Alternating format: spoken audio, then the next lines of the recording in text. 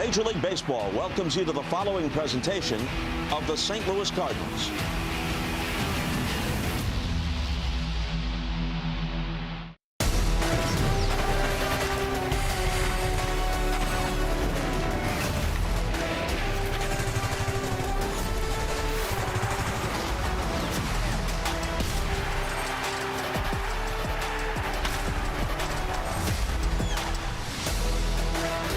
St. Louis Cardinals baseball on Cardinals TV is powered by MLB.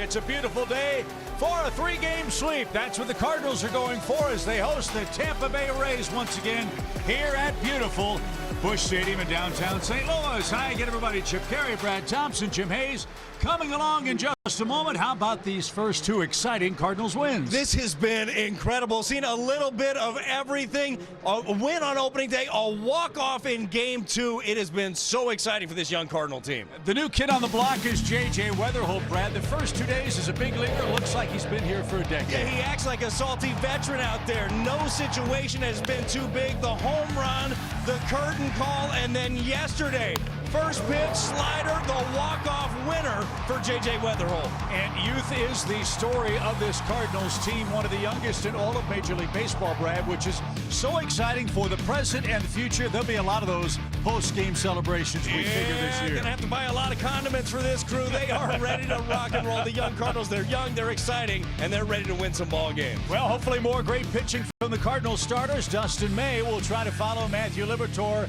and Michael McGreevy, who have been terrific.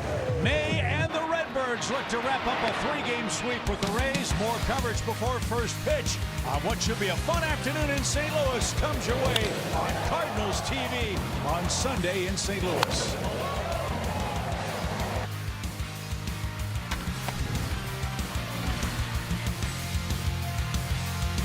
Sometimes it hits.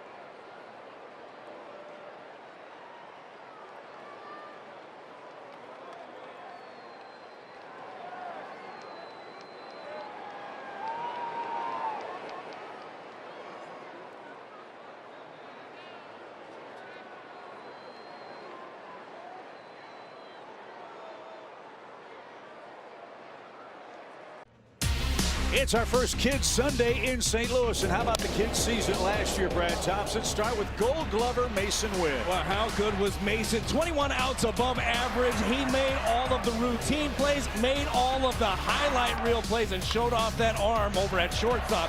Can't wait for another one this year. youngest Cardinal with a Gold Glove, the 100th in franchise history, and more to come for Mason Wynn. How about Alec Burleson? He was a Silver Slugger winner last year, and he's kept up the pace already this year. Picking up exactly where he left off. Alec Burleson, 290 the average on the year, 19 home runs as well. This is a guy that covers a little bit of anything, and he is looking for a huge 2026. Some hardware being passed out today. Cardinals looking for a 3-game sweep, and you're right, some hardware presented with Jim Hayes down on the field with the Cardinals' 2 young stars. They're handing out some hardware. First Silver Slugger for Alec Burleson, first Gold Glove for Mason Wynn. Start with you, Mason. What are the emotions holding that thing? Nah, it's amazing. Definitely a little heavy, but nah, I'm just grateful to have it. Grateful that my family was here to be able to, be here and accept this award with me. It's just, it's a dream come true, for real. What does a Silver Slugger mean to you? Yeah, like Mason said, it's awesome.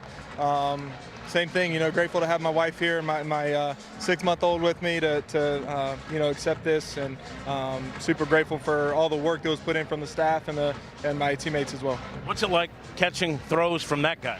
Yeah, it can hurt sometimes if you catch it the wrong way, but I try and be a brick wall over there for him. Most of the time he hits me in the chest, but it's a lot of fun to be on the infield full time with him. Mason, you got your first on a bad knee last year. How many can you win now that you have 2 healthy knees? Man, I'm hoping I can get to at least half of what Ozzie Smith got. That'd be nice. That'd be a great career in my book. But hopefully a lot more to come, and hopefully my mom gets to keep a real one. Congratulations, and thanks for the chat. Thank you, Jim. Can't wait to see those 2 youngsters keep up a great weekend in St. Louis, and we'll get our first look at Dustin May, the newest Cardinals starter. He's got the ball in Game 3 for the Redbirds and the Rays next. In the USA, we love baseball.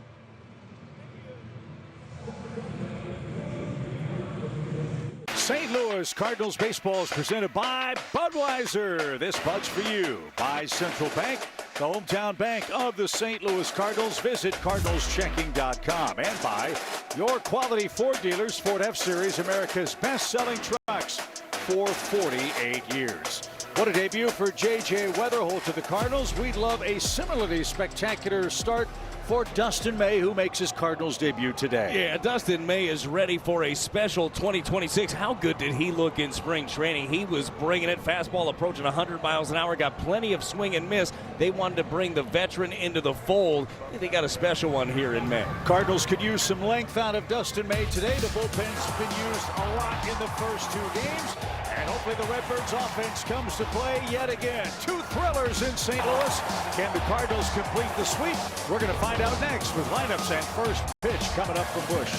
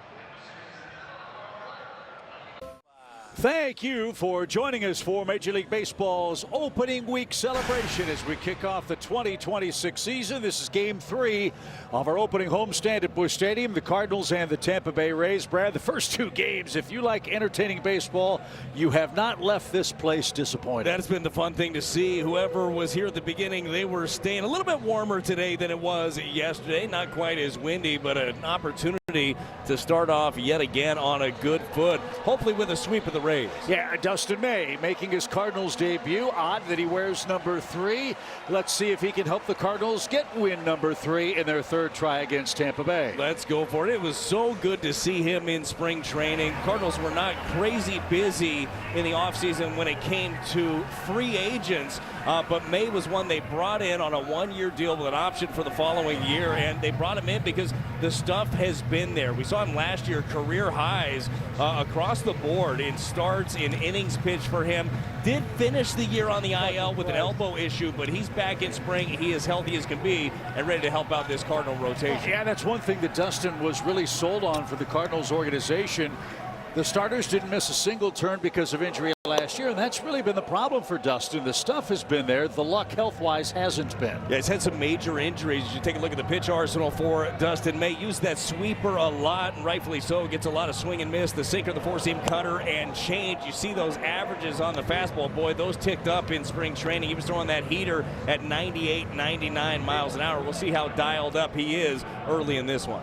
For the Tampa Bay Rays and their skipper Kevin Cash, it's been a frustrating series. They've had tons of base runners. They racked up a bunch of hits, but of their hits in this series, 24 in total. Brad, 23 of them singles. He looks to improve that today. Yeah, the only difference was a Jonathan Aranda home run. That was the only extra base hit. And look, both sides, starting pitching has been very good. The issues pitching-wise have come out of the bullpen for both Kevin Cash's team and Ollie Marmol's team. A look at the Cardinals defense, pair of Gold Glovers. Ramon Urias won one a couple of years ago. Mason Wynn, as we showed you, picked up his first last year. Interestingly, too, Thomas Ajaccio will get his first start for St. Louis in left field today. We'll see how he fares for the Cardinals here in Game 3. Redbirds trying to go 3-0. They went 3-0 to start the year last year. And Dustin May ready to unfurl his first pitch as a Cardinals starting pitcher. He's 6'6", 180. And Yandy Diaz looking up toward us.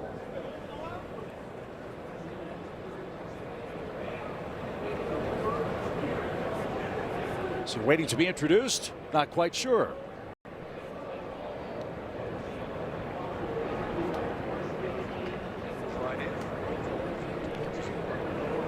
Or they're waiting for the clock to get exactly to 1:15. There we go. Details matter, Chip. That's nice work. I was worried about your brilliant smile was distracting him at the plate. But anyway, here we go with the first pitch of Game 3. And it's in for a strike. I was starting to think I had left the fog machine on. Good thing that didn't happen. Yeah, you were sweating just a bit, but we had to wait for the official start time. Nestor Ceja has the plate. Yandy Diaz, the designated hitter. And rips it out of play foul. This guy loves to swing the bat early in the count. We've seen that in the first two games. He does. You can take advantage of that as a pitching staff. He's been aggressive on heaters, but if you place one, you can get him to get himself out early. May in the driver's seat now 0-2. This might be sweeper time.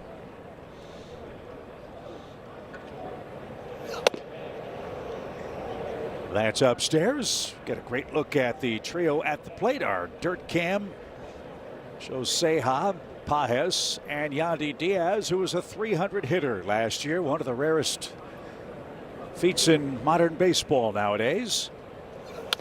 And a shot to left. He got the sweeper and picked on it. So a two-strike hit, something the Cardinals have done well in this series. And Yandy Diaz, another Rays single. Yeah, this May sweeper gets a little bit more of the plate than he wants. It's at the bottom half of it, but just in the middle of the plate. See it roll out of the hands there. He has been ready early. Nothing a little ground ball here can't fix. Jonathan Aranda is next, the pride of Mexico. He's riding a 9-game hit streak dating back to last year. He's had a good series. He's the Rays' first baseman. And a swing and a miss. Nice and easy, 96. Again, May's a tall kid. He's 6'6", but 180 pounds. And getting back to 180 or higher was a big goal for him, with not just the arm injuries, but a very serious injury away from the field. First pitch. Cracked toward left center. So JC and Scott. It'll be Victor in the gap. He's got that. And one man out. May suffered an esophageal tear. He was eating a piece of lettuce that tore that throat area, and it was serious enough he went to the hospital, and Dustin said it's a good thing his wife took him, otherwise he might not be with us. It's terrifying. It really is. I mean, this young man has been through a lot early in his career, and just looking for a healthy one, looking for one where he doesn't have to worry about any of those issues. Just go out and do his thing. Cedric Mullins takes a strike. The Rays had to shuffle their lineup today. Jake Fraley was penciled in third, but he was scratched about an hour ago. No word given for his absence for Game 3. Mullins, knock on wood, is hitless so far in the series.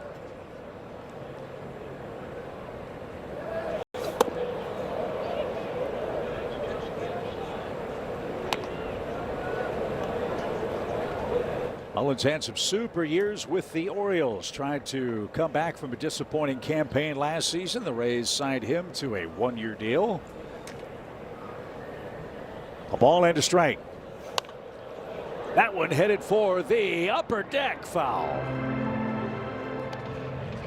Just a little bit out in front was Mullins on that pitch. Look, that kid had a scouting report. Generally sitting up there. Do you need a glove? Not usually. He did. He had it. He was ready and got himself a souvenir. Nice work, young man. 1-2 strike. Short lead by Diaz at first. And there's a sweeper. That was filthy. First strikeout as a Cardinal for May. 2 outs. This thing, you started this inside inner half of the plate and just rode in right under the hands. Could not stop himself. Yeah, that'll play right there. So here's Caminero. Caminero's been on base a ton in this series. He has walked 5 times already. He's just 2 for 5. Cardinals have been able to pitch around him quite a bit. And we've talked about it a couple of times, Brett. I think that's the exploratory nature for Kevin Cash in the opening days. How do they protect this guy who hit 45 homers last year? Yeah, well, if you don't find an answer for that, the answer is going to be walk him. I mean, it really is. You got to figure out exactly where he is going to best fit in the lineup. Kevin Cash has had him batting 4th here each and every one of these games, but still trying to figure out what that recipe looks like. Well, the Rays have their 3rd different number 5 hitter in as many games today. It's Chandler Simpson waiting on deck. As Caminero, the 3rd baseman, has an even count. Broken bat, little pops. A JC, good read. Coming on! Thomas is there. First game in left field. No trouble for Thomas and JC. It's been no trouble for J.J. Weatherholt. He's made some big league history in his first 2 MLB tilts. He'll lead things off in the home first, scoreless, next in St. Louis.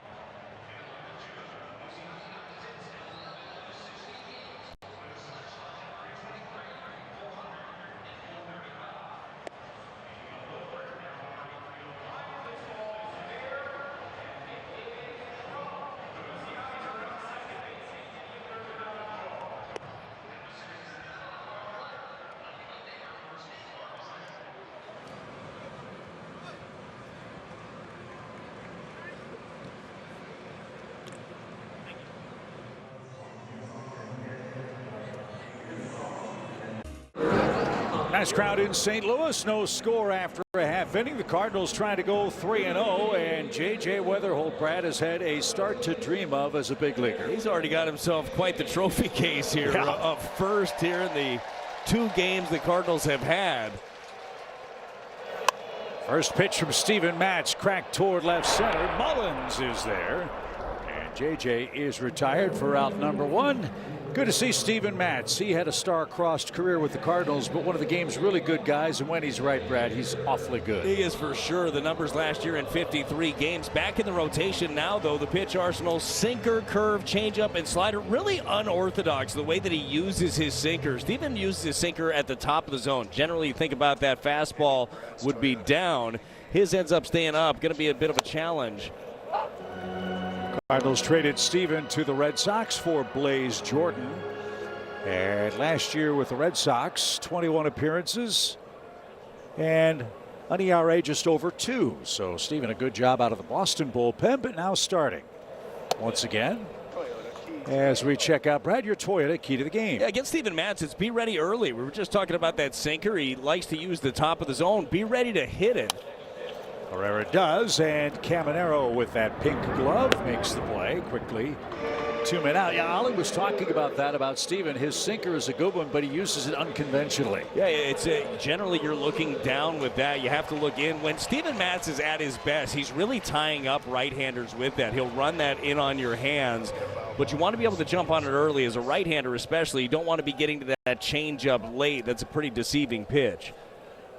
So who has the advantage? The Cardinals offensive players who played behind Matz, or Matz who knows their tendencies as a pitcher? I always think the pitcher has the advantage if he makes his pitch. I mean, if you execute. Burleson, ground ball, diving stop at second. Palacio, a great play. And Burleson is retired. Cardinals getting after Matz early, 5 pitches and no score after 1 inning. In the USA.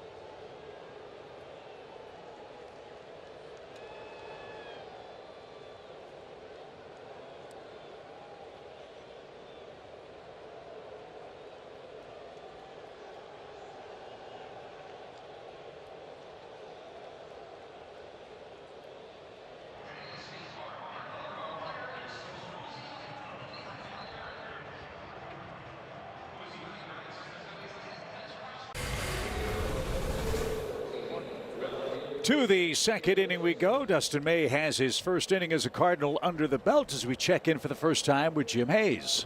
At 28 years old, May is the grizzled veteran of the Cardinal rotation. He's had some injuries in the past, but he's healthy now. He had a really good spring training, touched 99 miles per hour on the radar gun during spring. He told me, I feel great. This is definitely the best I've felt at this point in the season in a long time. He said the Cardinals wanted him to work on his curveball, and he said that has been a focus for him. He said they wanted me to go beyond a 2-pitch approach, and I think that's going to be a big help. Guys, he said, I'm intrigued to see how this goes. Yeah, so am I. I am too, Jim. Look, and that's the key. We were talking about this yesterday with Michael McGreevy. He got 7 pitches. It's hard to fall into a pattern with that. So the more that you can add to your arsenal, the more you can keep the hitters off balance. Crack toward left center. Long run to JC. He's not getting this one. That's going to bounce off the fence.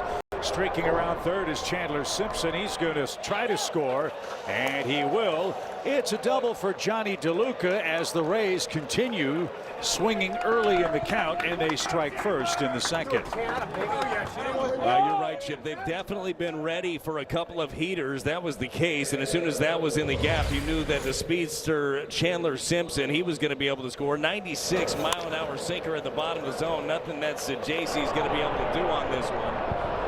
And we'll see what adjustments now Dustin May and Pedro Pajes behind the plate are going to be able to make. Yeah, the Rays only 2 extra base hits in this series, Brad, but they have shown they can hit a fastball. And they did there for DeLuca, his 3rd RBI, and now Richie Palacios will try to move the runner up 90 feet. 1-0. Tampa Bay has the early lead at Busch.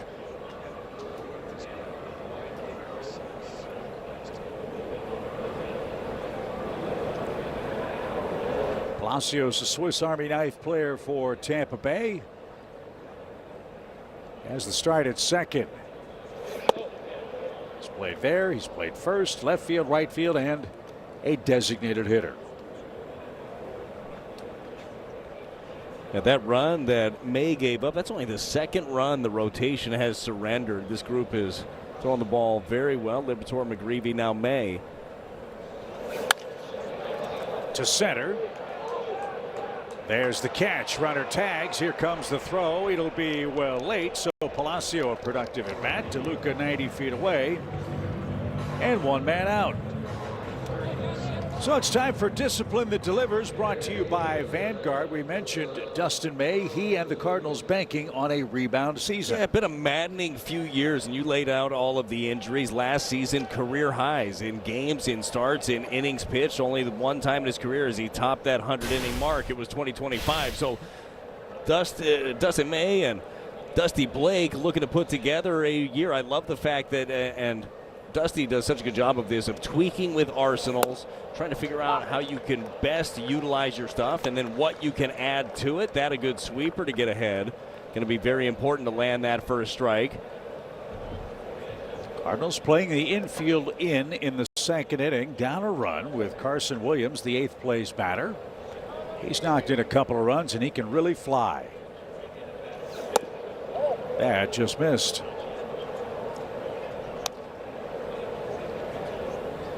Six balls in play, we're told, for Tampa Bay. 5 of them at 96 or better off the bat. Yeah, most 5 of the 6 probably have been on the fastball, really jumping on him, to your point.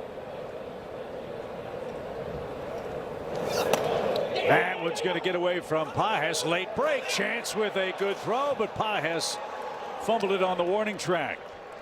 So DeLuca comes home to score. It's a 2-0 game. That one's frustrating on a few levels. You don't want this one to sneak away. 97 was trying to throw in, ended away. Did have a chance to get him with the late break. So we'll await the scoring. It's a 2-0 game and a 2-1 count for Williams. Infield, of course, backs up after what's scored a pass ball. Ground ball, and Mason can't get that. So Williams finds a hole. He's going to try for 2. He never stopped running, just like yesterday. So on a routine ground ball up the middle, Williams turns that into a hustle double.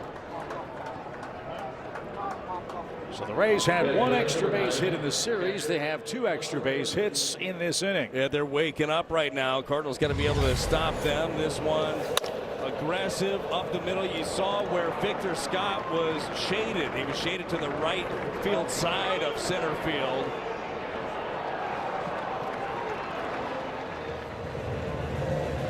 Rays got a little bit of momentum. Time to take it back.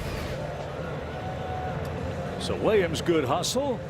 And he's in scoring position for the catcher, Hunter Fiducia. Hunter 0 for 3, had 3 hits this spring. 2 of those 3 hits went for extra base hits. So 2 runs, 4 hits. versus Dustin May in today's ball game. Rolled foul. Strike one. Like Dustin May, Fiducia, a former Dodger.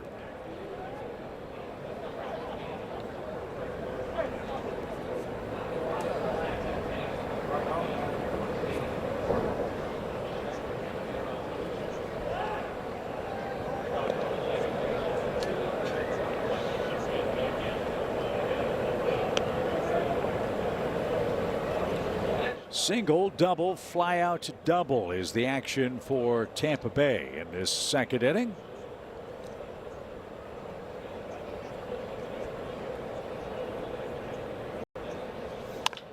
And ground ball right side. Nice play, Burley. He drops it from the seat of his pants. So all the hops keep going Tampa Bay's way in the early going. They've got first and third now, and Yandy Diaz coming up.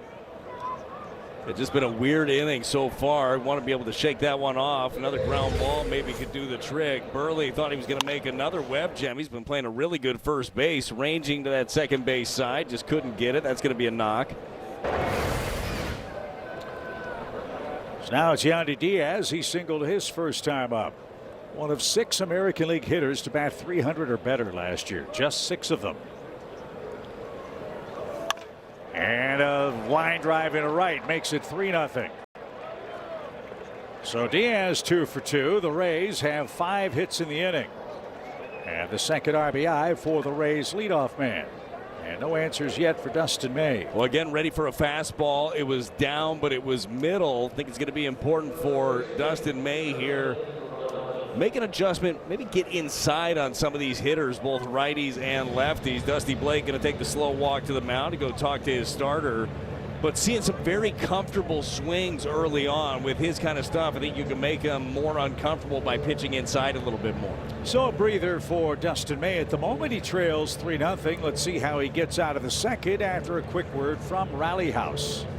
The season starts at Rally House. From jerseys and hats to tumblers for game day, it's where outrageous selection meets every fan style.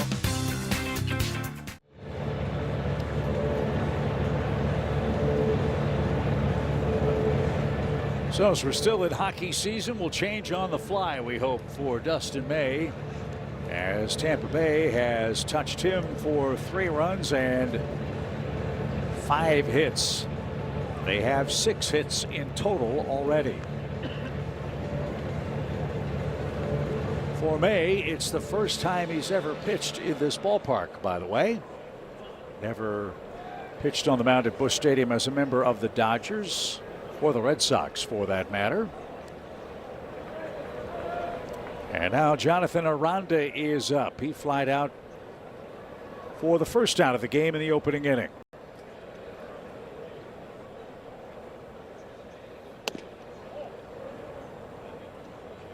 There was that curveball they were talking about, trying to add in a little bit more. Wanted to steal a strike, just missed up with it. Again, the more options that you can give the Rays lineup, the better you are. First and second, 1 out. Not sure how many fans in Cardinals Nation follow the Tampa Bay Rays all that much. This guy in the batter's box, I think, is one you ought to pay attention to. He's got some pop. He plays good first base. Kind of a fly below the radar offensive player. Oh, he's a really good player. Put up good numbers last year, and he missed 49 games with a wrist issue. Still hit 14 home runs. That was a beauty. 2 strikes. Oh, you just see the approach right now. The Rays hitters, anything that's spinning, they're not looking to hit that. They're looking to hit the straight one. So you can take that to your advantage also if you spot up that heater. You go up and in with the fastball or go back with the breaking ball.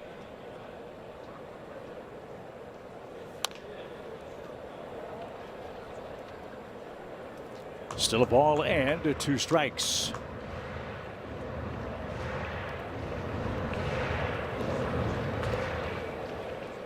Rays finally have broken through with runners in scoring position against the Cardinals starting staff. They didn't have a hit in such situations in games 1 and 2.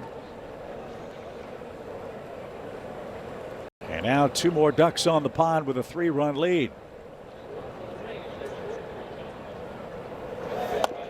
Strike 3, pulled a string. That was beauty. A changeup. And May now 1 strikeout away from 200 in his career, has his second out. Well, May goes with that circle change. Picked up the spin. Generally, that thing's going to tail away. Started in, though, and then catches the inside part of the plate. Perfect spot. 1 more man to get. It's Mullins, who struck out on a sweeper.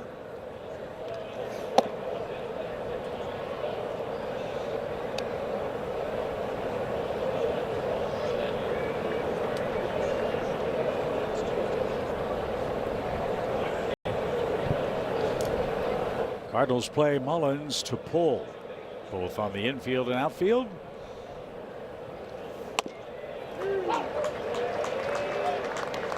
She's got the feel for the changeup. 1 ball, 1 strike. Again, you can just see the Rays trying to make him prove that he can throw some of those secondary offerings within the strike zone. He's been able to do so here.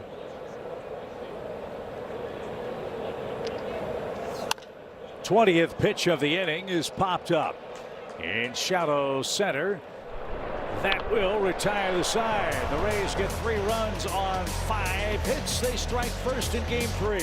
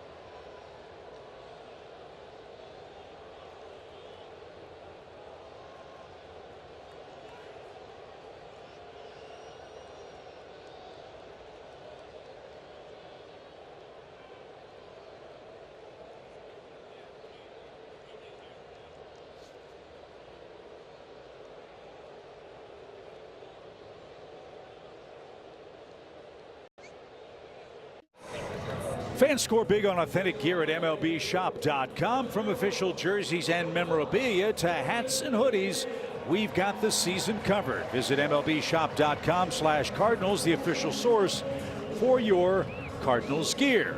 A few hoodies here today in St. Louis, but a much more comfortable day for baseball than yesterday, as the Cardinals have to come back from a 3-0 deficit early against Steven Matz. It was a pretty efficient first inning there for Matz. That now just his 6th pitch of the game in the 2nd inning. But they were trying to jump on him early, and that's the pitch right there when Steven is on. He's able to locate that fastball in. He'll throw that slider off of it even further into the righties, then turn over the changeup.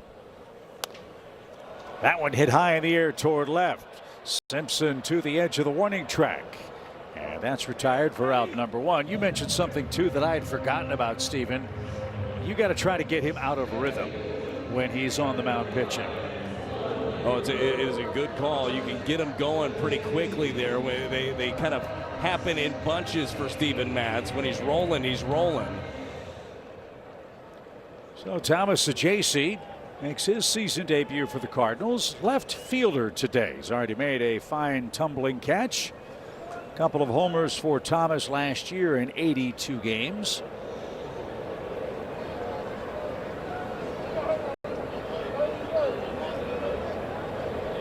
And now Nestor Ceja wants to slow Matz down. He has to make sure that So JC's in the box and looking at the pitcher.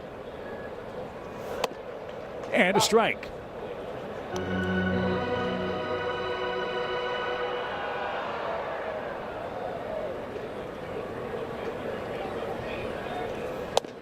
No batting gloves, usually the case for Sajasi. And he's quickly down. 0-2. Yeah, he generally goes with that. He will do the one glove every once in a while. You don't see that often. At 95 up and away with the sinker. Wouldn't be surprised if he comes back, turns over a changeup away here now. Matz likes to work fast. That's always good on a getaway day.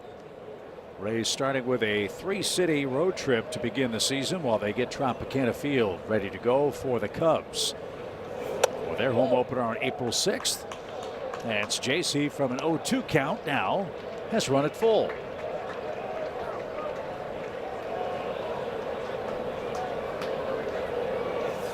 Swing and a miss. 93. That sinker was down, and Matz has his first strikeout. This one's got some good life to it from Steven Matz. Your Chevy pitch track ran one up and in. This one down and in right on the corner. Got Sajasi to swing over it for his first strikeout. Ramon Urias next. He's 1 for 4 as a Cardinal. And up and away, 1 ball, no strikes.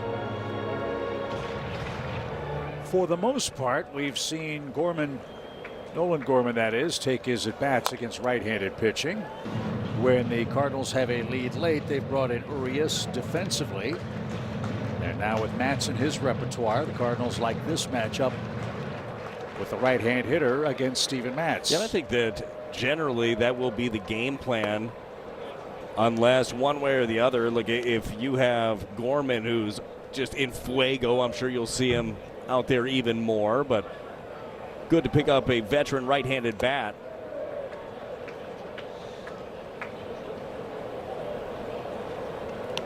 So 2 balls, 2 strikes for Urias. Jordan Walker waits next. Matz is set down, the first 5 in order for Tampa Bay.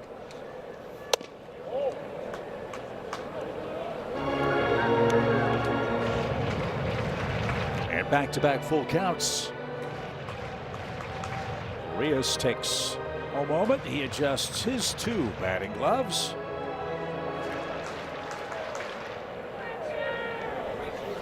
And back-to-back strikeouts for Matz. 6 up, 6 down for the Cardinals offense. Matz's shutdown inning has a 3-run lead.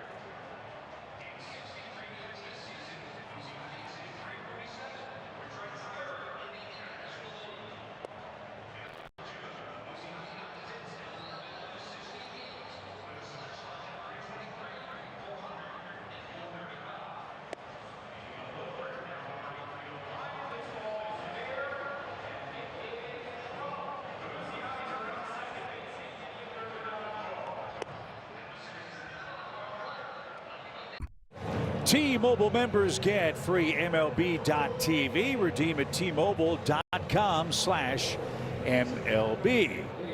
She's got the spirit of the season, a different looking bird hat. I wonder if we'll have a third version this year. Oh, I hope so, Chip. You've looked so good in those. Just pull it off. You want to talk about a fashion sensation. It's been you in that bird hat. As Junior Caminero leads off the third inning.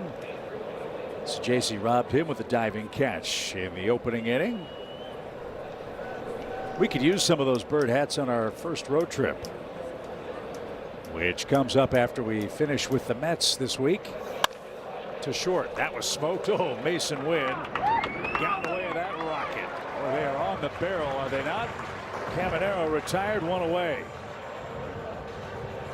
The Gold Glover showing it off early. This one backup slider from May. Hot shot, 107 off the bat, but Mason Wynn ready to make the play. Yeah, you're not kidding about the bird hat.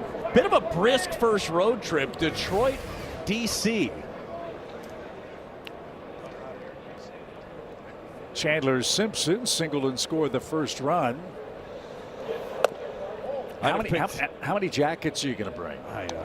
I haven't even thought that far ahead, Chip. Yeah, okay. I'd have picked San Diego, L.A. That's just me. You're no dummy. But how about the Tigers? They're off to a good start. Of course, you've got Tarek Skubal in your rotation. That helps. So does that. Little comebacker. Simpson's going to be out number 2. Changeup right there has been effective for May. Really started pulling that out when they started jumping on his fastball. Has the same look out of the hand. Just get him out in front. And DeLuca was another one of those lineup changes. He rewarded Kevin Cash with an RBI double and his third RBI of the year.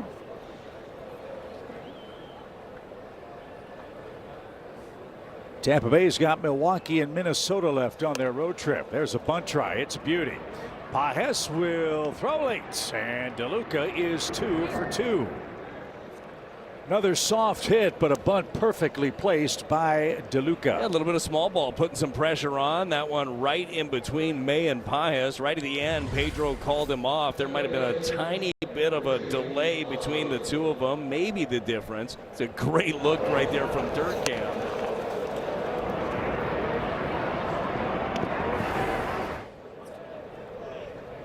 So the Rays already 7 hits. It is just at the foot of the grass. I'm sure fans are asking, where exactly is that dirt cam located? Yeah, where is that, Chip? First the pitch to Richie Palacios.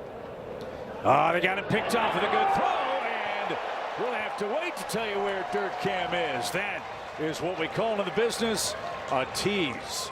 Nothing doing for the Rays. DeLuca singles but gets picked off. We'll see if the Rays challenge. It looks like the answer is no. May picks off DeLuca, and the Cardinals come up down 3 in the third.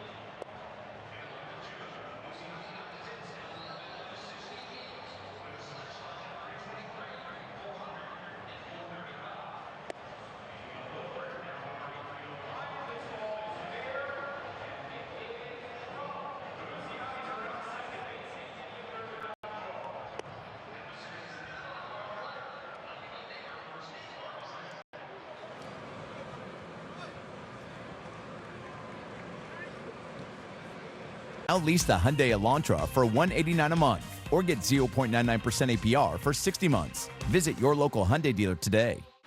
St. Louis Cardinals baseball is presented by Vanguard, discipline that delivers, and by BJC Healthcare. You deserve extraordinary care. The tulips are in bloom here at Busch Stadium. That shot was for Tiny Tim, who sang Tiptoe Through the Tulips many years ago, one of the all-time great songs.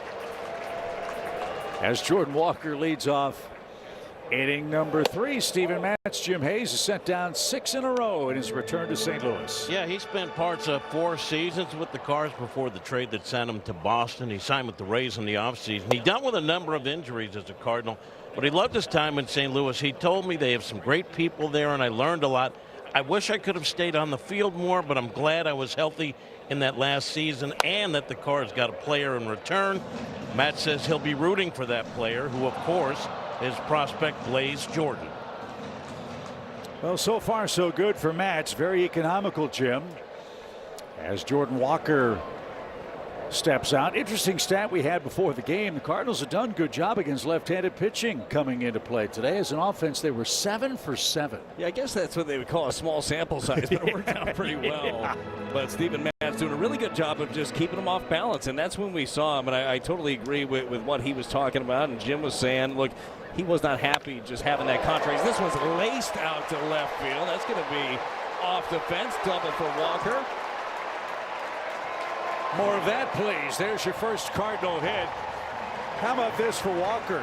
Again, small sample size. He hasn't struck out yet. Well, swing decisions, right? That's what it comes down to with him. This is a sinker Chevy pitch track up and in. This is where Matt's wanted it. Hands better be quick to get to it. See how he pulls those hands inside, barrel to the baseball. And not shockingly, another hard hit ball from Jordan Walker. That 114.9 off the bat. So an RBI chance for Pedro Paez. We've seen this from St. Louis in the first 2 games. They punch, the Redbirds punch back. Let's see if they can cut into this 3-run deficit. With the bottom of the order.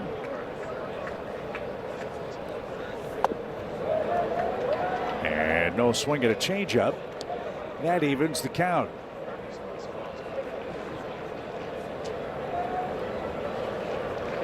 Cardinals winning the hard hit race, but Tampa Bay leads where it counts. They've out hit us 7-1, and a good slider has Paez behind the 8 ball. 1 ball, 2 strikes. This slider, Chip, is just so effective against the right-handers because he throws his fastball in there so much. You just can't commit to one pitch or the other on that side of the plate. And I always wonder too, Paez caught Matz a lot. I wonder if he's able to think along with his former teammate, or if that's a dangerous game to play. Let's see what he gets. 1 and 2 here. And he grounds to third. That won't advance the runner. Walker stuck at second. 1 away for Victor Scott II. He's our Hyundai in the driver's seat feature.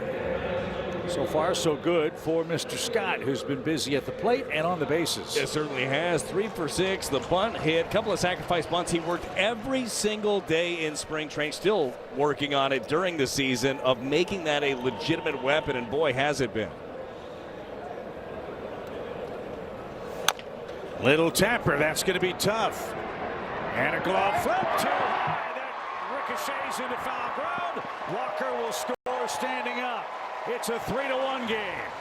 That is exactly what speed does, Chip. Put some pressure on right there. Palacios trying to make that glove flip. Couldn't do it.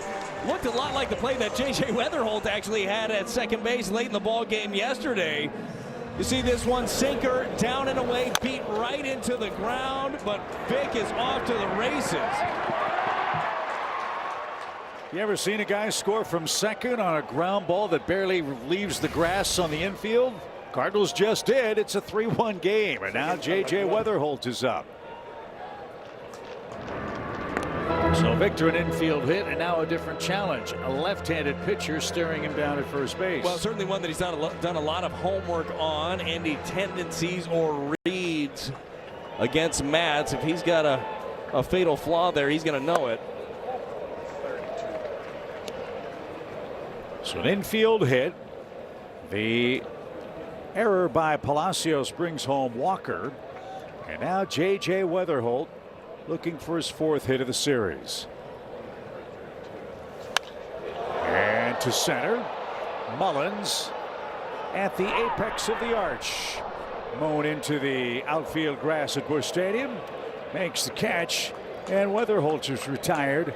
2 men are out. And Ivan Herrera is up. Herrera closing in on 200 career hits. He's 7 hits away from that nice round number. Let's see if he can edge a little closer here.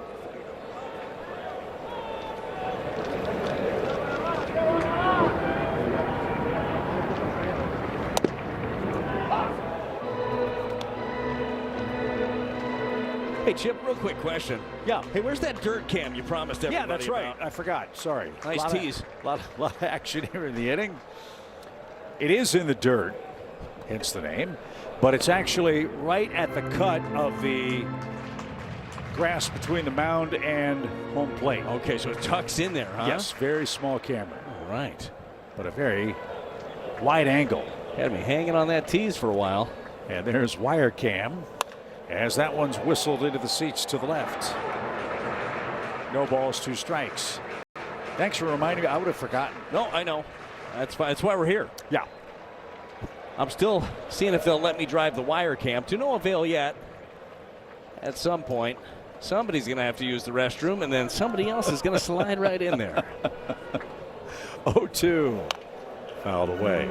There has to be some kind of insurance regulation that would prohibit someone like you from operating wire cam. Yeah, I don't know what you mean by someone like you, but that sounds like someone else's problem, which is our employer, so I won't touch it, just so you know. I'm going to touch it. 2 strikes. Into right, but that's going to be playable. DeLuca is there, and that retires the side. Cardinals get a run back, an infield hit for Victor Scott. It's a 3-1 score.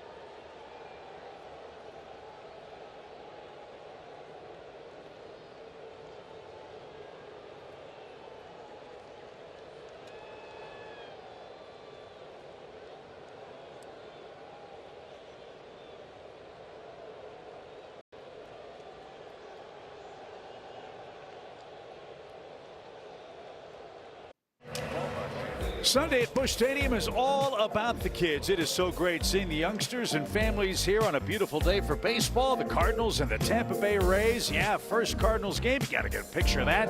Hang out with your buddy Fred Bird. Ice cream and fun out on the plaza here at Ballpark Village. That's going to be special all spring and summer long. Yeah, it is. They had a ton of kids out here today. That's what we want to see. Bring the kiddos out to the ballpark. Have a great time.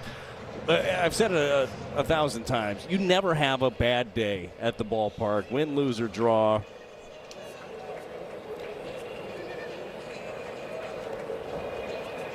Richie Palacios down a strike. Cardinals down 2 runs now. The 7, 8, 9 hitters up for the Rays. That's been May's best pitch today, Brad. You pointed that out an inning ago. His changeup has been pretty effective. That's just been a really good adjustment. Again, it comes out of his hands. It looks like the fastball. He takes about 10 miles an hour off of it, keeping him off balance. Went right back to it. And then all of a sudden, you start throwing that, go right back to the fastball. The fastball, too, is going to be arguably his biggest weapon. Just comes down to location. He's left a couple of them more center cut than he wanted to. A ball and 2 strikes. Nobody on or out. We're in the 4th. Little pop toward third. Arias going back and makes a nice running catch. Palacios retires. Soft contact, but in a dangerous spot for the Cardinals' third baseman. 1 out. Let's run, St. Louis. Register now for the April 18th Cardinals 5K, and you can take a victory lap on the field at Busch Stadium. Find out more at cardinals.com/5K. Now, I remember asking you last year, as Carson Williams bats, if you could do 10 push-ups. Yeah. And you said yes, as long as you were fueled by nachos. Well, we were just talking about nachos, so, I mean, if there's a reward every time. Yeah. What about a 5K? Could you do a 5K? I don't want nachos during it. Maybe at the end of it. Could just see. Yeah, could definitely do a 5K. Okay. What about you? You're a runner. Yeah, I used to be. I'm more of a walker at this point. Is this one hit toward a walker with actual talent? Jordan handles that for out number 2. May settling in. Brad, he's set down 7 of 8. It all comes down to adjustments. Then go back to the fastball. That was a good one at 96 at the top of the zone to get some weak contact. And Fiducia, the final hope for the Rays in the 4th inning. Cardinals will have Burley, Wynn, and Sajaci coming up here in Game 3. Good ball game, 3-1. All the Rays runs in the 2nd. And up and away. Ball 1. Yeah, it's got to be a thrill for the runners. You finish up in the ballpark, run around the warning track. Hey, get your medal. Yeah. Oh, it is cool. You should do it.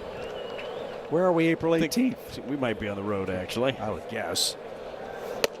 Let's see. Well, you can do it virtually, or we did buy a couple of years ago, which has not got a ton of reps lately. We bought one of those walking treadmills for up here in the booth. Yeah. Where'd that end up? Well, I think it's back there behind the Papa Shot. Oh, got a little dangerous, though. Sometimes you end up veering off course. Well, that's true. 1 ball, 1 strike. If I remember correctly, you were on the treadmill, and that was the day that Contreras broke his arm. He got hit in the forearm on the swing from the next. Yeah, we put that. Yeah, that was we had bad to retire luck. the treadmill for the rest of the year. Might have to break the treadmill out again. 2 balls and a strike. Yes, good pitch. 4-seamer, top of the zone, evens it up.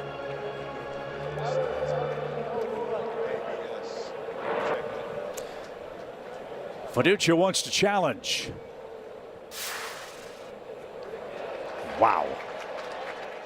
The pitch is a strike. The Rays have 1 chance remaining. Plain as day, a strike, Chipper.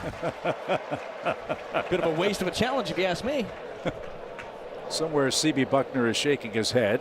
He had a rough day yesterday. 2 balls, 2 strikes. A few overturned calls in that one. Couple in the same at bat. Couple of strikeouts. 6 total that were overturned. I believe 8 in the entire game. So a full count. May looks for a 1-2-3 inning. And overcooked that. So ball 4 flips the lineup card to Yandy Diaz, who's 2 for 2 with an RBI. That is the first walk for Dustin May, who's up to 50 pitches in the 4th inning with 2 outs. Diaz, a couple of singles in the ball game. He was swinging first pitch again last time up. Base hit to right field. I want to throw him a little wrinkle early.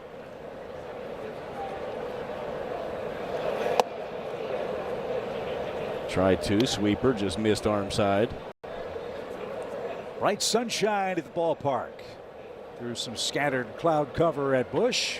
Boy, the field looks great. Billy Findlay and his staff, their usual awesome job in the first homestand of the season. Line to the corner and left.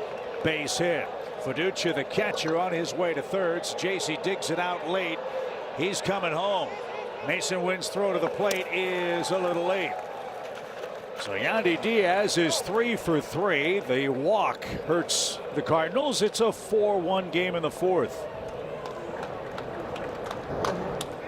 Well, Dustin May went back to the sweeper. He had missed arm side on the prior one. This one finds the plate but doesn't have the same bite on it. He wants it down the way your Chevy pitch track shows. It ends up being down and in right into the swing pass of Diaz, who's now 3 for 3.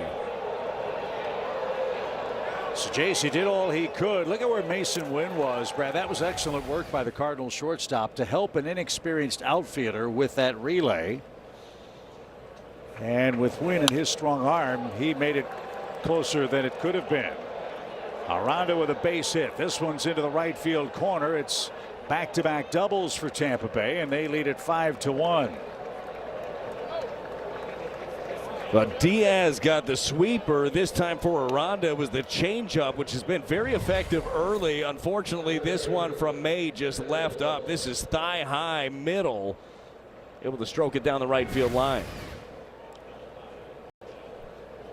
So 5 runs in 3 2/3 innings, and the 2-out walk to the 9th place hitter has proved problematic. Aranda now with a 10-game hitting streak. He's got his 3rd RBI, and now Cedric Mullins bats. Cedric hitless in the series.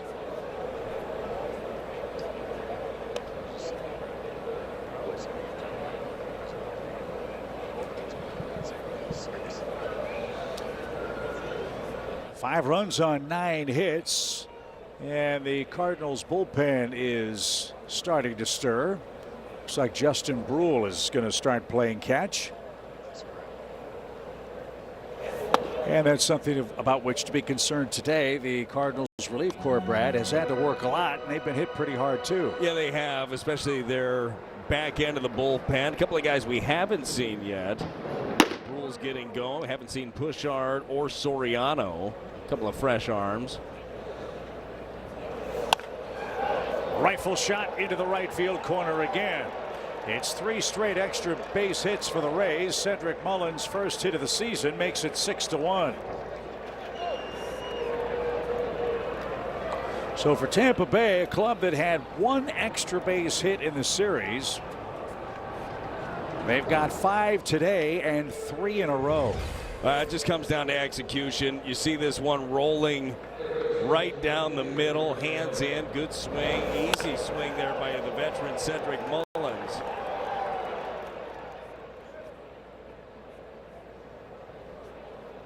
And now it's Junior Camanero's turn. He's 0 for 2.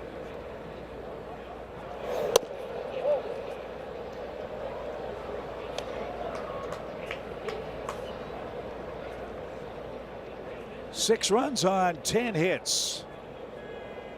They would like to get out of this 4th inning.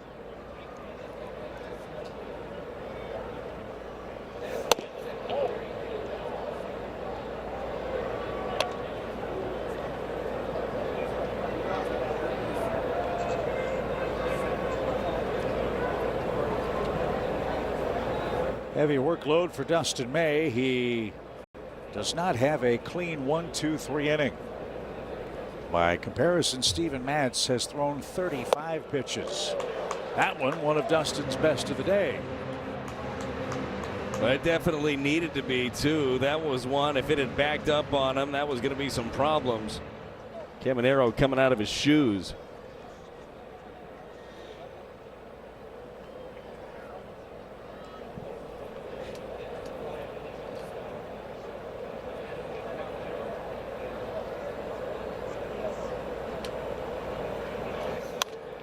Back our way and out of reach.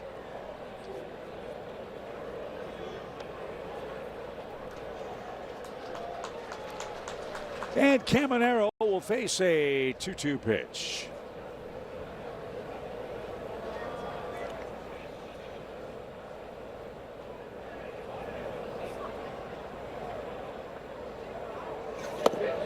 Swing and a miss. That is strikeout number 3 for Mr. May, and he gets to 200 as a big leaguer. Tampa Bay gets 3 more, though, in the 4th. There's a certain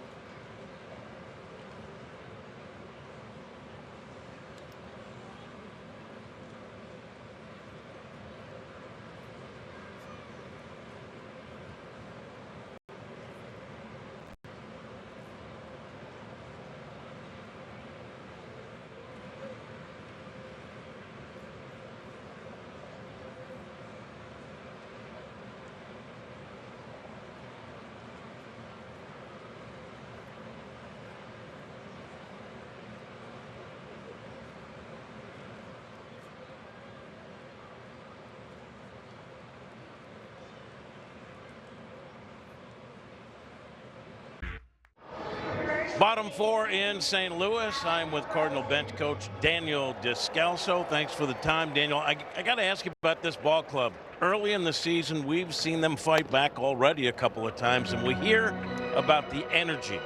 You're in the dugout. What's the energy like down here? I think it's been great. You know, you mentioned fighting back. We got down in that first game, answered right back, and then saw it again yesterday. Rays tie it up. We come back and walk them off.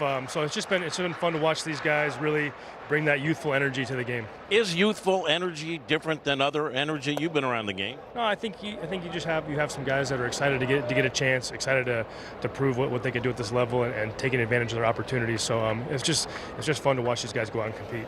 Everyone knows a bench coach is there to provide wisdom for the manager, but there are other duties as well. Can you take us through a couple of them? Yeah, sure.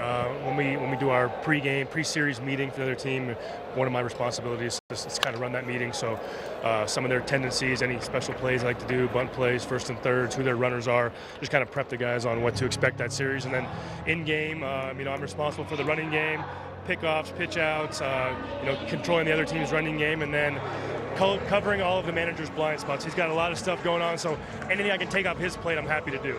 All right, last thing, and this one's a little tricky because he's really close and he lifts weights and stuff, but what's it like working with him? It's been great. It's my third year with him. He gives the coaching staff a lot of autonomy. He's not hovering over our shoulders, making sure we're doing things a certain way. He gives us the freedom. He gives the coaches the freedom to kind of coach and do their thing. So it's been a great experience working for him so far. Thanks for making some time. Anything for you, Kat. Guys, Double D. Thank you, Mr. Hayes. That's not all that Daniel Descalso makes. Time, you said he makes some other things in his downtime for the ballpark. He's a busy man. He is makes his own bread and bagels. Got his own company, Scal's Dough. So, follow him on Instagram now. Got an everything bagel. I want to buy some of those. Only servicing his home area back in Danville, California, but got to get him to branch out around here. That's very cool. Yeah, that's got to be the Dough starter's name. You have to name that. As a shot to right for Mason Wynn. So he picks up his second hit of the season, takes one the other way against Steven Matz. That's a good game plan, and the Cardinals try to rally here in the 4th. Sinker, he's going to try to get in on your hands. You got to be able to work the hands inside the baseball. That's exactly what he's able to do, driving this out to right. I don't know why, but it seems like the sourdough stuff is it's a trend now. Everybody's doing it. My wife Susan does her share of sourdough baking, and Pedro Paez too. He picked it up in the offseason. It's a good trend. I'm trying to get my wife to pick that one up. I'm a big sourdough fan. Yeah. You brought in a few different loaves that Susan made. They're fantastic. Well, I'm glad you liked them. Keep them coming, Chip. Could do that. Good for morale. Thomas Saggese 0 for 1 with a strikeout. Yeah, Susan named her bread starter, in case our fans care, Bread Pitt. Bread Pitt? Bread Pitt. I yes. like that. I didn't know that was a thing until you told me that you had to name your starter. I thought it was just starter. Yeah. Swing and a miss. Mats has everything working today. Also has the luxury of a 5-run lead. But as Daniel Descalso said a moment ago with Jim, Cardinals were down 7-1 in game 1 and came back. Let's see if they can do it today. It has been fun to see that fight. This is what Mats does, though. He can work quickly, efficiently. No swing. 2 balls, 2 strikes. One advantage the Rays have today besides the lead. Their bullpen probably in a little better shape than the Cardinals would be. They used just 3 relievers yesterday. Cardinals might be without 3, maybe 4 guys due to workload in the first 3 days of the season. We'll see how it plays out. Yeah, that's one of the things, too. It's not necessarily that anybody doesn't feel good early on. You just want to make sure that you're taking care of your bullpen. And you talked about it with the rotation a little bit earlier, how they were able to stay healthy. This group in large last year, I think that Ollie, Dusty, Julio Rondell out in the bullpen did such a good job of keeping these guys on a good program and keeping them healthy. There's a mistake from Mats, 1-out walk. And on Friday, April 10th, the Red Sox are here. You could take home a Cardinals golf hat presented by Central Bank. Tickets and details at cardinals.com/promotions. Maybe we'll see Sonny Gray. Almost certainly we'll see Wilson Contreras with the Red Sox when we're back home after our upcoming road trip. Here's Urias. And he takes inside. Urias struck out his first time up. Cardinals have a run on 3 hits. They have not led in the game. Tampa Bay got 3 in the second, 3 in the top of this 4th inning. Jammed him, and DeLuca in right will handle that one cap high. And Jordan Walker is next. Tip your cap to Jordan Walker. His swings look better. He's still hitting the ball hard, and he's making more consistent contact, which will be key over the course of a long season. Yeah, and confidence is key too, right? You keep putting together some good at-bats. You're feeling better and better about the approach. Spring didn't go the way that Jordan wanted it to, and he had a couple of times where he spent time in there, hit lab, working on his swing, working on his approach. Big double today, a hot shot down the left field line. A huge key to this Cardinals offense is what Jordan Walker's 2026 looks like. 11th career 2-walk game yesterday. A 2-base hit today. And was looking for the fastball, got the changeup, and is down a strike.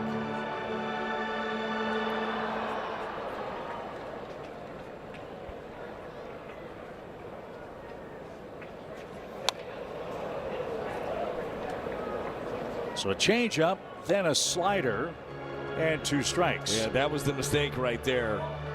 He was trying to bury that thing in off the plate, didn't quite get there. Wouldn't be surprised to see him run a fastball in off the plate or turn over the changeup under it. And a late time call for Walker, his right with 2 strikes.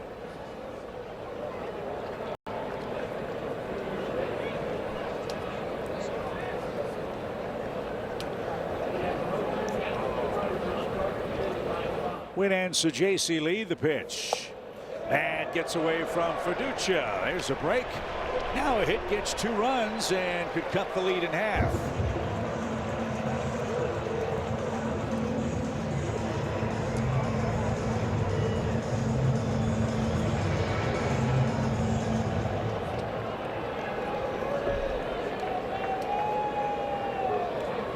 Let's see if Jordan can cash him in.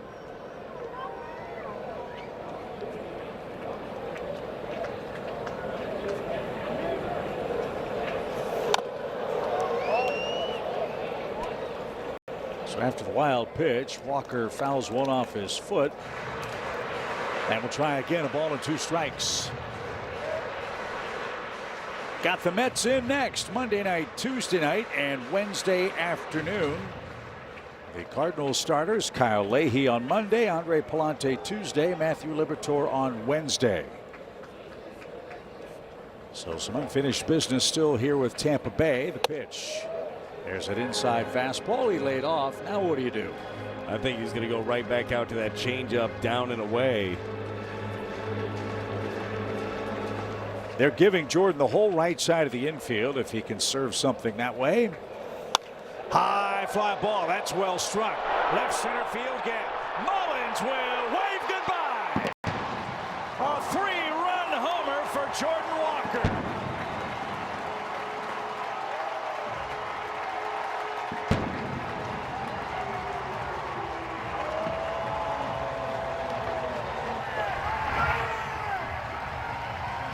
We just talked about in the first 2 games, Chip, this team continues to fight back. That's what they're doing here. Steven Matz did go back to the changeup, down and away, and Jordan Walker deposited it.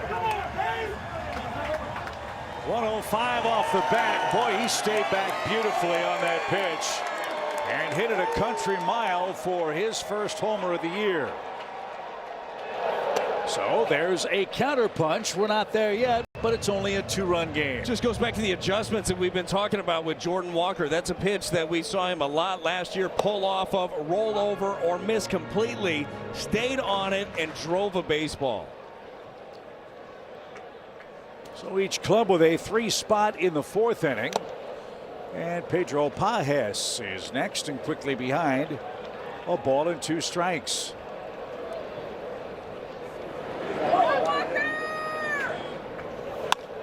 That served to center, and Mullins will grab that. Jordan Walker having a great day. He's doubled, he's homered.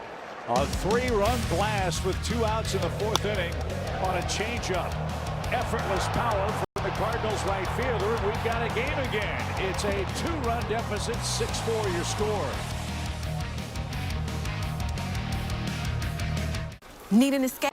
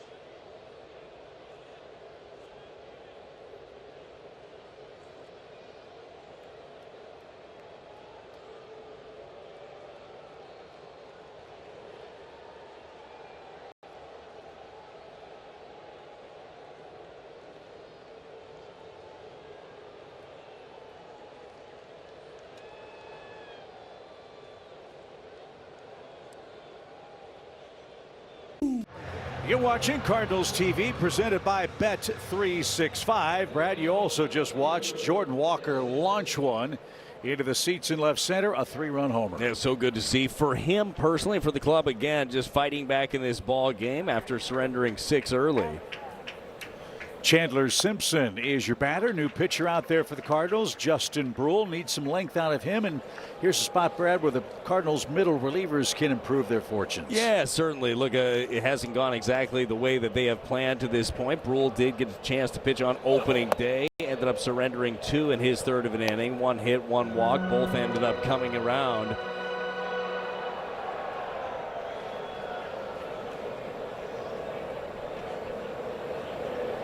Justin, 28 years old.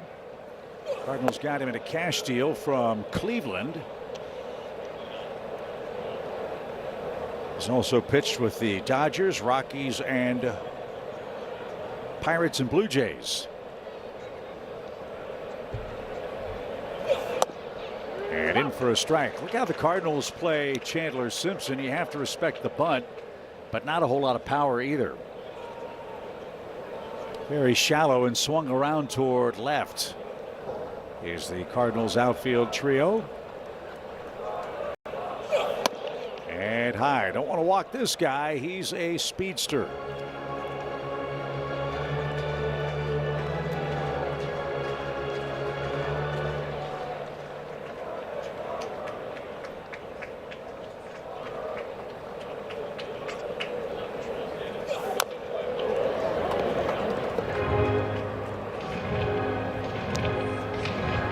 Dustin May going through probably some of his outing, just seeing how it all went. That's going to be a big part of the process, right? Reviewing it, get back to the drawing board, your work days in between, and go back and get them the next time. For me with him, it's just kind of some execution. The stuff looked good, just executing was an issue. Gonna take a look at this one, challenged by Pages. Challenge you to call a ball. Well, Pages thought it was a strike. Simpson takes ball 4. Let's see who's right. Just a bit low. The pitch is a ball. St. Louis has 1 challenge remaining. So the Cardinals challenge but lose, and now Simpson is at first with the left-hander Brule staring at him. Here's Johnny DeLuca. He's had a double and a bunt single before being picked off.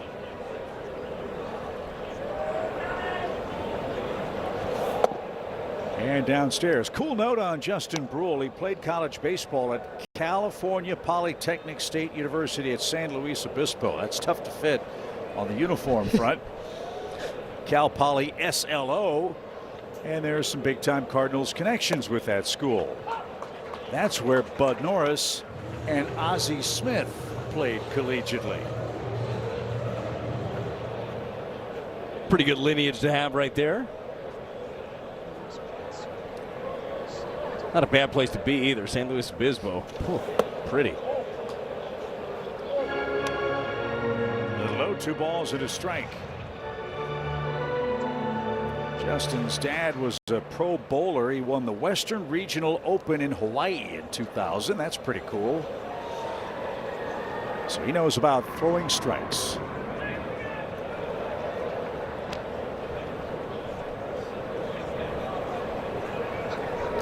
Are you a good bowler? No. I saw your shoes on opening day. I figured you carried a 240 average. That's my weight, not my. You had some sweet Cardinal shoes on. Ground ball to third. Runner goes. That'll keep him out of the double play. Reyes takes care of DeLuca. Runner at second. And 1 man out. No. But I am a 2-time Bolero champion. I'll explain. Saturday, April 11th, you can take home a gray and red Cardinals dugout hoodie. That's presented by Mercy. Medium size and extra large sizes are available while supplies last. All your details at cardinals.com/promotions. Yeah, our crew in Atlanta used to have an annual bowling tournament on the road. Maybe that's something we can revive with our group traveling for the 2026 season. Okay. And we fared well. Bowling pin for a trophy. Yeah, won it twice. So it was real bowling? Yeah. Bolero, you called it. Called it Bolero. Okay. Yep. All right. Yeah, we've been playing more ping pong when we have an opportunity. Very similar sports. Yeah, basically the same thing. As Palacios is back. This is not Minnesota. North. Tommy got him tickets. Ben Williamson is going to pinch hit for Palacios. The Rays almost always take advantage of the perceived platoon advantage. We'll see how it works out.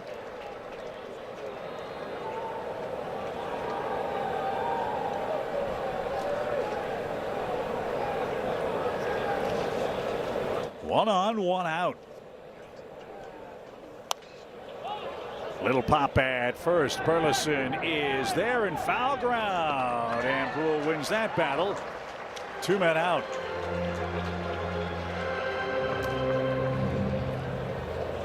And Carson Williams, the final Rays hope.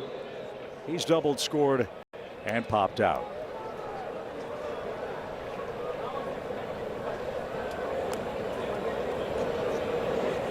You know, I'm told one great way to improve your bowling game is to wear, you know, earphones, iPods, or what do I call those things? iPods, yeah. AirPods? Earpods, yeah. AirPods, thank you. You know what? Put those things in your ears. Yeah. Why? I just, you know, get you in the zone, and, you know, we showed you the tulips earlier. You could warm up and get ready by playing Tiny Tim's Tiptoe Through the Tulips. I'm not sure that would be my jam to get ready for it, and that's no disrespect. With all due respect. So Tiptoe Through the Tulips, you said? Yeah. That's a pretty bad song. Didn't like it, huh? It was with the guy played a ukulele back in the day. Yeah, impressive. Yeah. But it's not for everybody. No. And that's the beauty of music. Pick whatever you want. I appreciate your honesty. But the great thing is that in a great number of fans watching the game, that song is now in their head. As Brule pumps over another strike, 1-2. Pretty cruel. Cardinals try to seize momentum back. A 3-run homer from Jordan Walker is the offensive highlight. We got a lot of baseball left. It's only the 5th inning. And that just missed. Already used a challenge here. Jim Hayes told me that he actually met Tiny Tim when he was a kid. Really? Yeah. Where? 2-2. Swing and a miss. Brule's going to tiptoe his way toward the Cardinal dugout. That was an impressive inning. Cardinals hold serve, and Fredbird and baby Fredbird have the Cardinals back in this game midway through.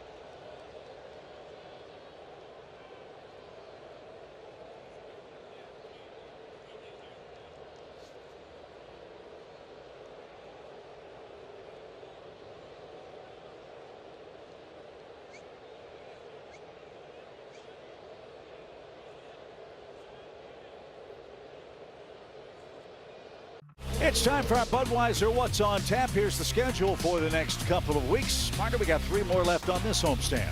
Well, let's go, right? Finish this one off. Maybe another comeback victory for the Cardinals. And then the Mets are coming to town. Mets looking to flip the script on last year. Bo Bichette, one of their big ticket acquisitions. Devin Williams in their bullpen, too. As Victor Scott ahead in the count, 2 balls, no strikes. Victor's done a good job again today. An infield hit.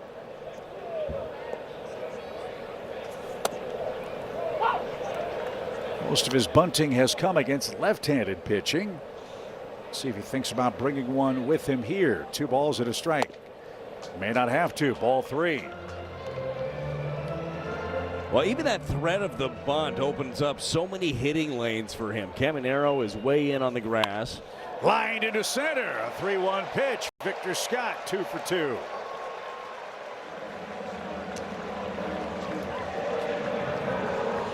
So back to the top of the order we go. It's time for our Bet365 betting odds. It's J.J. Weatherholt's turn. J.J. Weatherholt has flown out to center twice. I feel like he's just missed a couple of them. 3rd time now seeing Steven Matz. It's time to get him. Already a ton of history for J.J. Weatherholt in his big league debut. First in history with a homer in his first game and a walk-off hit in the second one. He's looking for an RBI in 3 straight in his first 3 games. That's never happened, believe it or not. That really is incredible in the history of baseball. First player to ever do that. To homer in his first career game, walk off in his second. You got an opportunity to see it.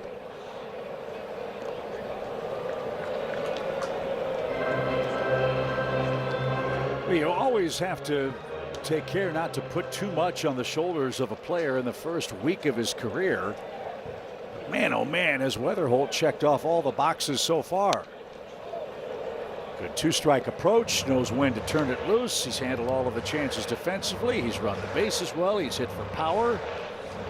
He does not look like a wide-eyed first-year player. No, and I think that when you hear him talk, when he was talking after the game with Jim Hayes, he said, what were you thinking in that spot? He said, I was just singing my song, getting in my groove.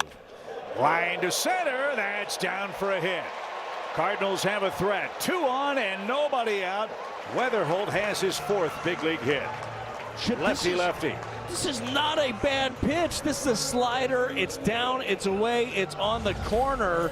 And J.J. Weatherholt still able to cover it. Your BJC Healthcare difference maker. This guy is going to be a difference maker all season long. He said in an interview I read that last year at times he got a little too pull happy, right? Trying to hit everything to right field with that pull side power.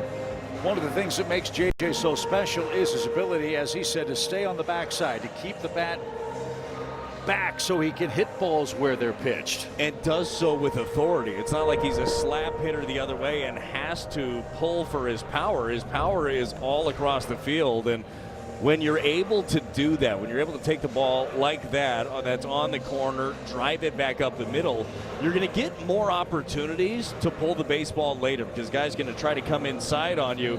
That's when he can really turn and burn. So Kyle Snyder, the pitching coach for the Rays, a quick visit. Mats has to get through 5 with a chance for a win. But now he's in the teeth of the Cardinal lineup. Herrera, Burleson, and Wynn with 2 aboard and nobody out. You saw Kevin Kelly getting ready in a hurry in the Rays bullpen. Look at all those chances with risk for both teams. And a smart pitch there has Herrera behind in the count. Was that 59 at bats with runners in scoring position combined in 2.5 games.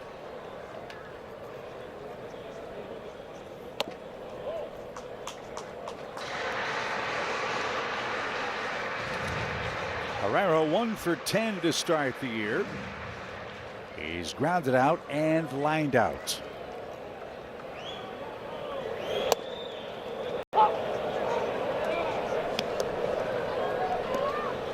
If he throws that in that spot again, the Cardinals might get a big fly out of it.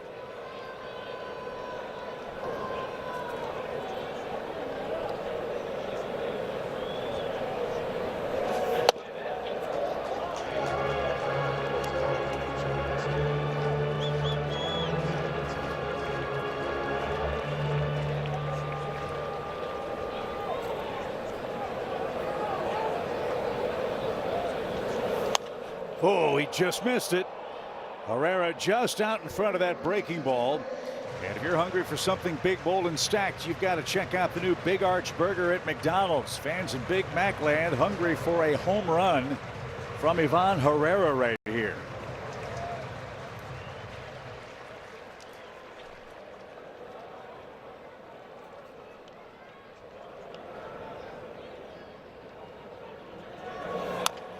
Roll toward third. Caminero steps on the bag, throws high to first, and just in time. That's the best possible outcome for the Rays. They get the lead runner, and they get 2 for the price of 1 here in the 5th inning. Yeah, it hurts right there. Steven Matz made a pitch when he really had to after missing with a curveball that was fouled off. Buried one down and away, got the rollover, got the double play. And now the lefty-lefty matchup for Alec Burleson, who's 0 for 2. 2 groundouts for Alec on the day. That was fun to watch Alec last season, Brad, his adjustments and his improvements lefty versus lefty. Yeah, it was really hanging in there. That front shoulder stayed on target, did not pull off. He didn't want to be a platoon guy. He wanted to be in there all the time, and he earned it. Ball gets away from Fiducia. There's a break. Another mistake. The Cardinals could get a gift-wrapped run.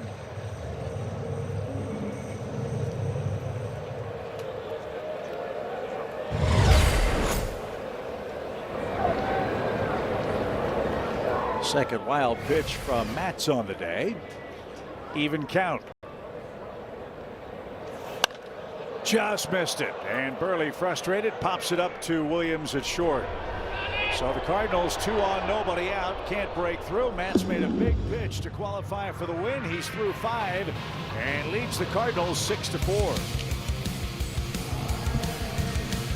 Everyone has free.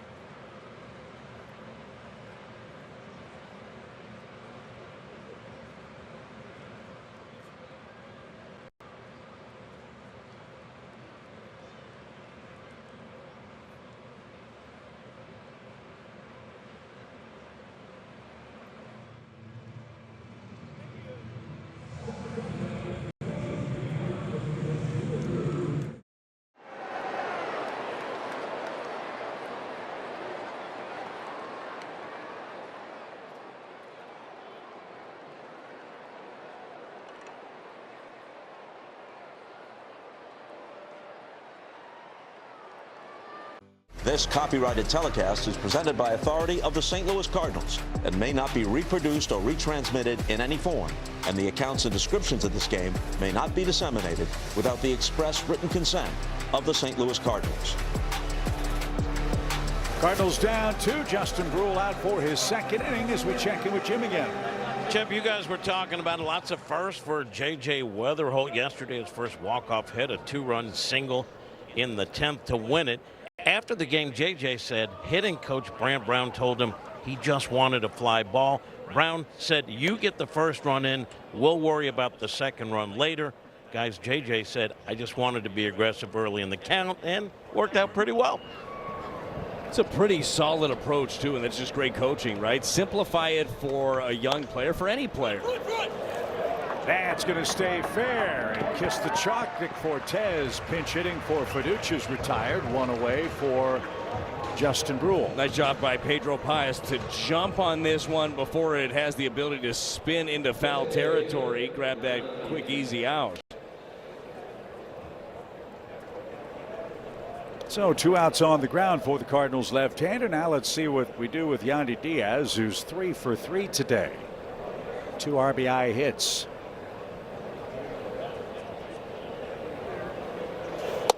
The Rays struck first in the second inning. They got 3 runs on 5 hits. They scored 3 more times in the 4th inning.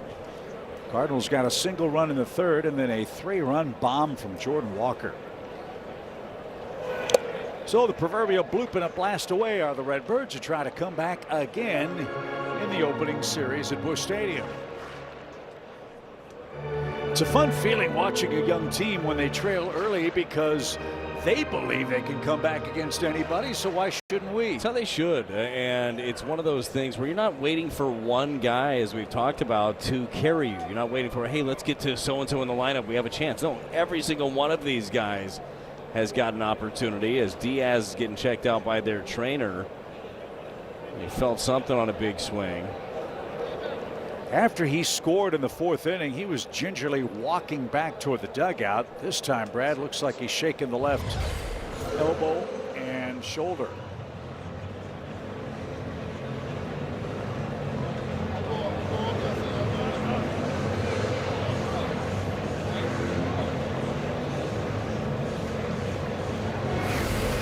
He's going to try to stay in the game. Something in that left hand wrist area, it appears.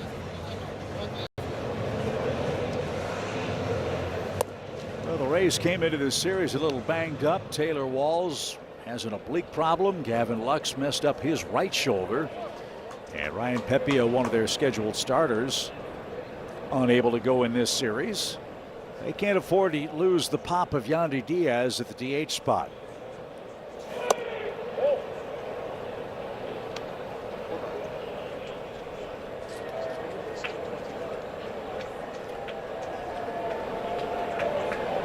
Diaz hits the ball all over the place. Shoots this one to right. Oh, what a hop. Handled by Burleson. That was nasty. A topspin rocket. And Alex stayed with that. He is slick at first. 2 outs. This thing is hit hard. 111 off the bat, and an in-between hop right here for Alec Burleson. Watch the hands. Starts at the ground, works his way up. Solid play. So Brule 1 out away from the Cardinals' first clean 1-2-3 inning. We are in the 6th, but it's not to be. Aranda has another hit, his second of the game. That's a good player, and he's having a good opening series. So a 2-out single for Jonathan Aranda. Tuesday, March 31st, it's Peanuts night. Fans with a themed ticket take home an exclusive Cardinals-themed Sally bobblehead. Get your tickets and details at cardinals.com/theme.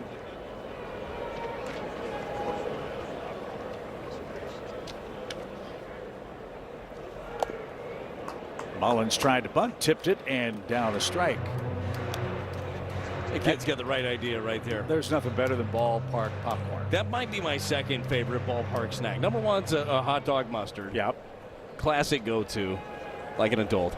And then the popcorn. 0-1 pitch. It's 0-2. I believe popcorn's one of the items on the all-you-can-eat menu in Big Mac land. Those tickets start at $29 per seat. Ballpark favorites. All you can eat all game long. I'd get my money's worth out of those bad boys. That just missed. 1 ball, 2 strikes. Could you do 9 dogs in 9 innings? I think so. I could do it. Swing and a miss. Brule has his second strikeout, and the Cardinals head to the home 6, down just 2. It's Cardinals TV presented by Bet365.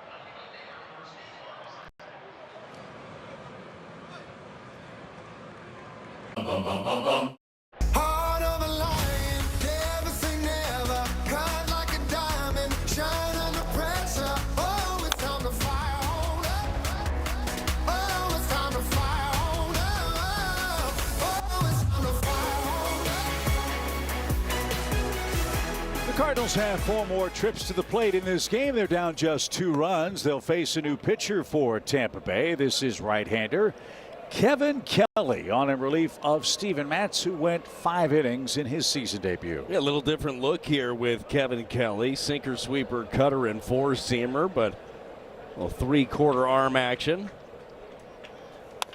Sharply hit, a base hit for Mason Wynn. He'll try to turn that into 2. And he will. Little slide by Simpson on the warning track. And here come the Cardinals again. Leadoff man aboard for the 2nd straight inning in a 6-4 game. Kelly went with the sweeper, went down and slinging it in there, and just able to get the head out, drive it right down the line and get something going. The energy again, you can just feel it with this club. Never get their heads down.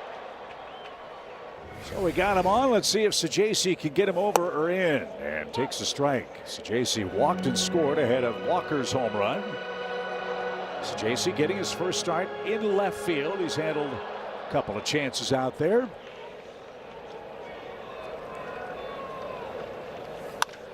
Smoke to center. Mullins retreats. Still going, still going. That ball is caught on the warning track. And Mason Wynn moves up 90 feet. Sajaci hit that ball, and it found another gear in center, chasing Mullins up against the fence. But he advances the runner, 1 out. Yeah, got the job done. This thing was barreled. Got the hands in on a sinker that was down and in. Didn't think that Mullins was going to be able to get to this. Ball just kept on traveling. Wise base running there. This thing's deep. Want to make sure that you're able to tag up on that. He does. Now another pass ball, wild pitch. We're 1 run closer. Rays had a terrific center fielder years ago named Kevin Kiermaier. He could go get him in the outfield. And that's why they went out and got Mullins to patrol center. But any bobble or any slow return to that ball to the infield, Pop Warner might have thought about sending Mason home with those healthy knees. The Rays took a chance yesterday and brought home Williams on a base hit to right that turned into the game tying run late. So let's see if Nolan Gorman, coming off the bench, can bring home Mason Wynn. Gorman's off to a nice start at the plate. Had a nice spring too. A lot of consistent contact. More of that would be welcome here. Gorman already 3 RBIs. Infield comes in for him. Squibber towards second, won't get it done. And there is out number 2. That's disappointing. And Jordan Walker, the final hope. He's doubled and he's homered. Here's how the home run happened last time up. Well, Jordan Walker saw a little bit of everything that Steven Matz had. The changeup, the slider, another changeup. So he got a good feel for that pitch. Went inside, then tried to turn one over and was able to barrel it for the homer. The 3-run shot. Your StatCast powered by Google Cloud. Went to school on that one though. Stayed on that ball well.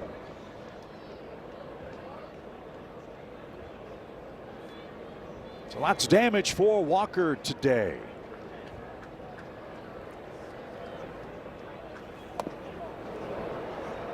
That was nasty. Tough to cover both sides of the plate. Now Walker has to go to work 0-2. Cardinals had 2 on, nobody out last inning. Couldn't score, have a leadoff double here, and now 2 outs.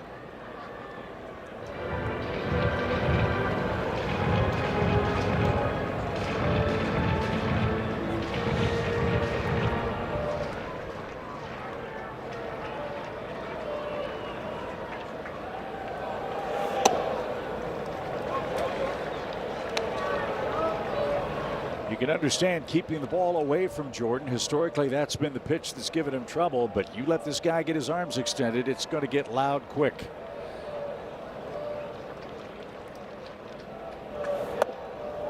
Same pitch, same result. A couple of good takes. There's just no jumpiness right now for Jordan Walker. I know that pitch looked pretty far off the plate. That's a pitch he may have offered at last year. Coming inside now, 2-2, and he took it, strike 3. So the Cardinals waste a leadoff double in the 6th inning. A 2-hit day for Mason Wynn.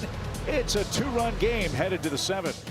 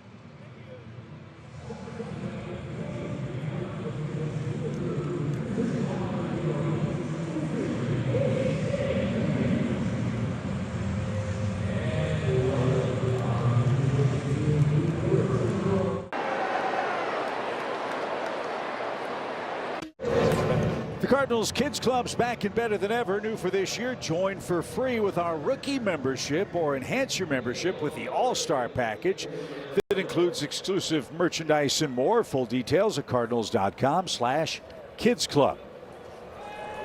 To the 7th we go. It's another Cardinals debut. This time it's George Soriano. Third pitcher of the day for the Redbirds. Cardinals got him from the Nationals for Andre Granillo, and he pitched very impressively this spring. It really did. You see the numbers in 24 games last year. That was with the Marlins, parts of 3 years with the Marlins. This is a man that the Cardinals thought, with their improved pitching coordination, the technology and data, that they could rework some of his repertoire. Those changes appear to pay off. Now we'll see if that continues when the games matter most. It's a big key is organizationally, can you find those guys that have some skill sets that you want, as this one's popped up. And a good way to start. He pops up Junior Caminero, the cleanup man, who's 0 for 4. And he's got his first out as a Cardinal, 1 away. You establish your targets, and then you're able to tweak some things. The slider has been one of the best pitches for Soriano. Changeup, sinker, and four-seam. Hard thrower, 95, 96 miles an hour. We all know that this staff was looking for a little bit more swing and miss. They believe that Soriano can provide some of that. 11 strikeouts, Brad, and maybe more importantly, no walks in his spring appearances. People ask all the time, what's the most important thing, in my opinion, for a late inning guy? Don't walk people. Yeah, get ahead and then be able to go from there. Dusty Blake always coaching, him and Michael McGreevy talking about some different grips, how they're coming off the fingers and manipulating the baseball. What was it fun watching Michael do his thing yesterday with 6 no-hit innings. Used his season debut. Yeah, used the whole arsenal, right? 7 different pitches at the disposal there of Michael McGreevy. We all wondered how he would fare against the lefties. I'd say he answered that question, at least for one start. Left-handed batters for Tampa Bay didn't have a single hit against Michael in Game 2 of the series. So we'll look for a little more of that when he takes his turn, we presume, against the Tigers. In Detroit, 2 strikes for Chandler Simpson, and a touch low. If this is getting off early, the middle finger, so maybe more pressure on the middle? Maybe. I made 2, and I meant to get you before we went out. I got 2 balls on my desk. One is a 1-seam ball. I love that conversation right there. Just talking shop as the game goes on. You learn so much from some of these conversations. And then that conversation is going to be passed down to another guy, and just everybody helps everybody. 2-2 for Simpson as we've reached 3 o'clock in St. Louis. On the ground to second, in between Hop and JJ. Couldn't get him. Simpson legs it out. One little bobble for the Cardinals second baseman, and the speedy Simpson reaches base for the 3rd time. Let's see if the Cardinals challenge this. And they'll take a look. It's ruled an error for the moment.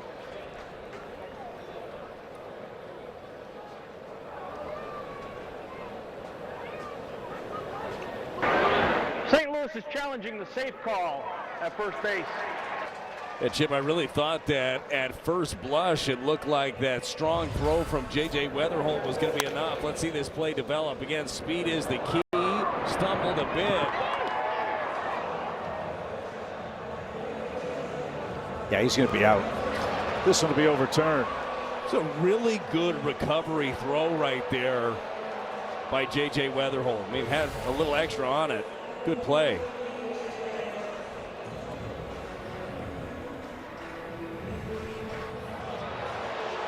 Fans see what we saw. Let's see if we're right. Review, the runner is out.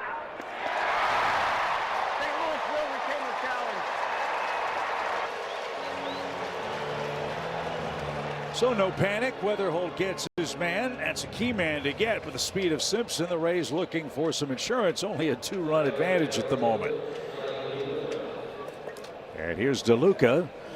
Again, the Rays had to drop Jake Fraley from the lineup. They added LaDuca, and that's been a good decision for Tampa Bay today. He's got 2 hits, an RBI, and a run.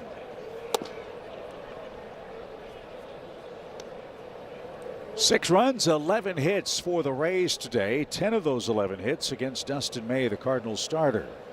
Justin Brule, 2 scoreless innings. Soriano trying for his first here in the 7th.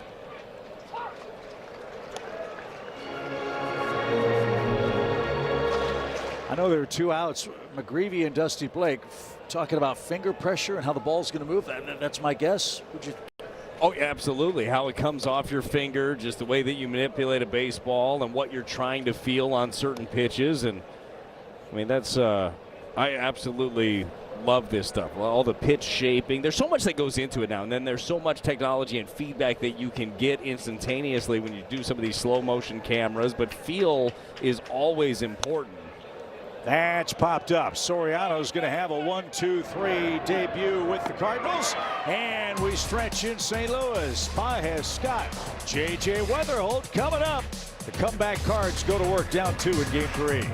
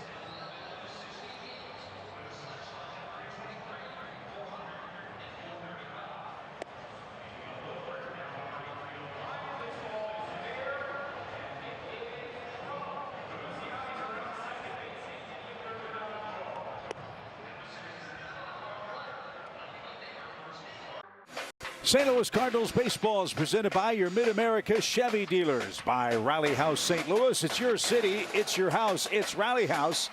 And by Budweiser, this Bud's for you. That was my childhood hero, Ted Simmons. Immortalized outside of Busch Stadium. The Cardinals are down 2 in the 7th inning. And Tampa Bay plays matchup round with a whole host of lefties coming up. They bring on Garrett Clevenger to pitch.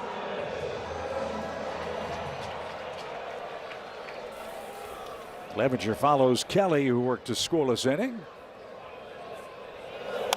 And rolled foul for Pajes, who's 0 for 2. Here are the numbers for Clevenger last year. Our Chevy called the bullpen. Pretty good season there for Garrett Clevenger. 67 games, ERA just north of 2. I mean, this guy was one of their go-to guys down the stretch.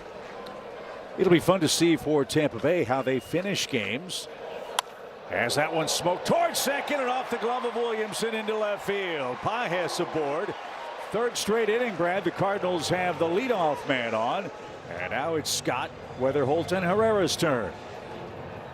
Let's see where this one was from Clevenger, the lefty, trying to bury the breaking ball in. Caught too much of the plate. Center cut right back up the box. Too hot of a shot to handle.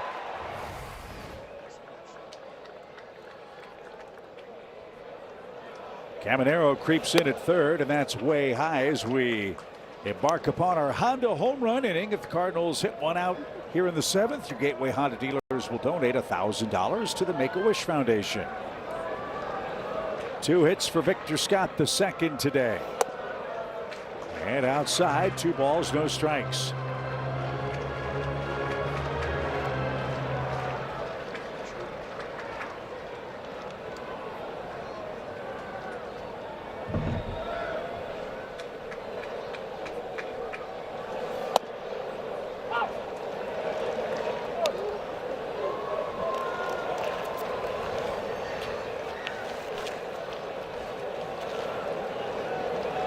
Little line drive to the left side might be beautiful here for Scott. That was the pitch to do it. Hanger got away with it. 2 balls, 2 strikes. Well, remember, that was the MO last year. It was kind of anything spinning to Vic. He would have his struggles with. If he tries it again, does have the lanes on the left side with 2 strikes. Caminero takes a few steps back. Whoa. Ray's going to challenge that. Breaking ball missed the inside corner. Let's see if Tampa Bay is right.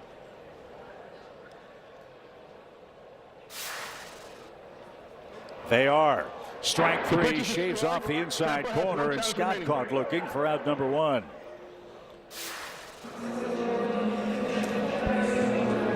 Such a difficult one, too, for a hitter to swing on when you're seeing that slider. It backs up, does catch the corner.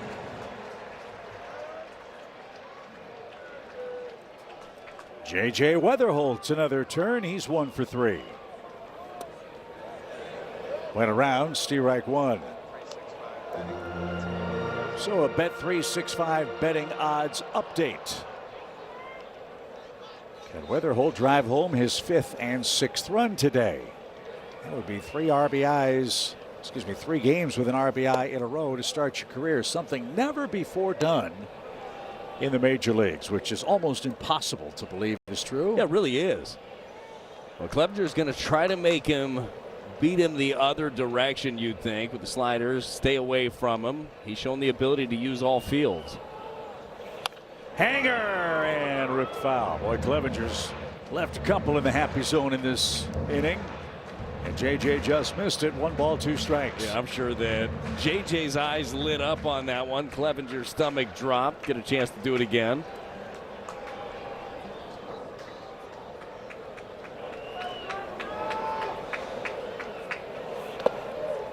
Cortez, a nice stop. That evens the count. Drawing a double play, you've got Herrera, then Burleson. Cardinals big blow, a 3-run homer for Jordan Walker in the 4th inning today.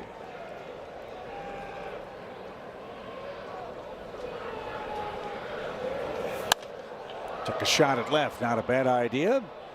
And out of play, we'll try again. It's one of the most fun things about J.J. Weatherholt. Boy, he's going to make you work. A lot of times, rookie's up there free swinging. He knows his zone. He fouls things off to give himself another chance.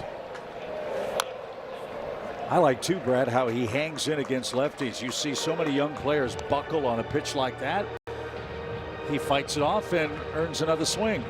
Well, you look what Clevenger's trying to do to you. He's trying to spin you down and away. That was a perfect pitcher's pitch. That was right there on the corner. Easy to swing over. He doesn't. Gives himself another chance. See if he can make a mistake here over the plate.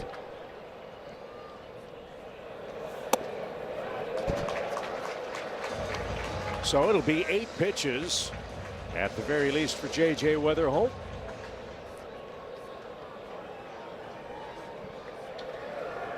This time it comes with a 3-2 count.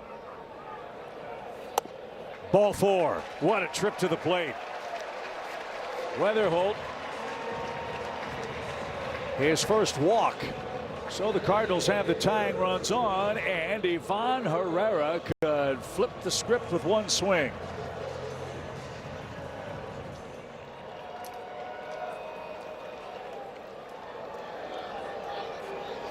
Herrera hit into a double play his last time up. High pop, shallow right. DeLuca is there. Herrera jammed himself, 2 outs. So the Cardinals a little anxious against Clevenger.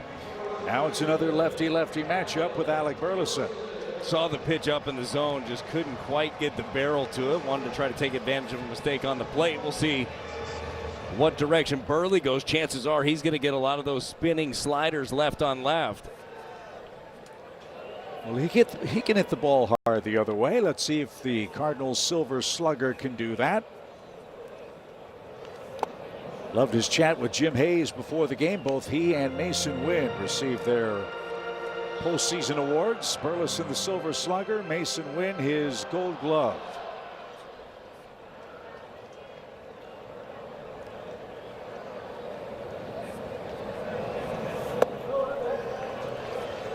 About time they get that hardware, right? They've got a chance to visit with it in various events over the off season. Finally get a chance to take it home, find a place for it.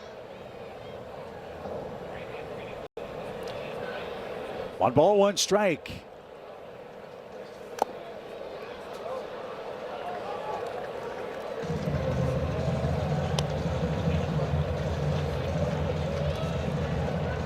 So Burleson some work to do in the home 7th. Cardinals had 2 on in the 5th, couldn't score. Leadoff double in the 6th, couldn't score. 2 on, 1 out here. Now 2 outs, and still a 2-run Tampa Bay lead.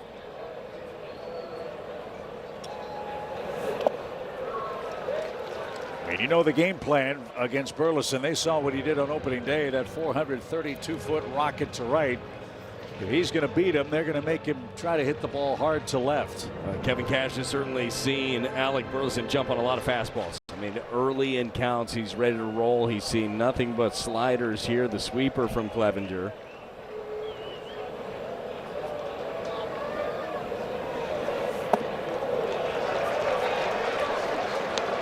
Full count.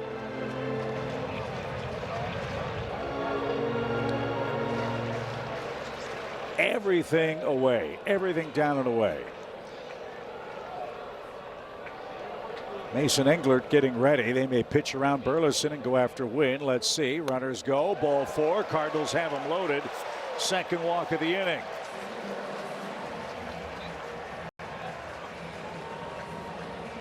So Mason Wynn, the stage is yours. It's Kyle Snyder, not Kevin Cash. Wynn has had a hot day today. He has singled and doubled. And now you're in a spot with Weatherholt, the trail runner, at second, where a single could tie the game. We'll see how it plays out here for the Cardinals. As we step aside for a quick word from BJC Healthcare.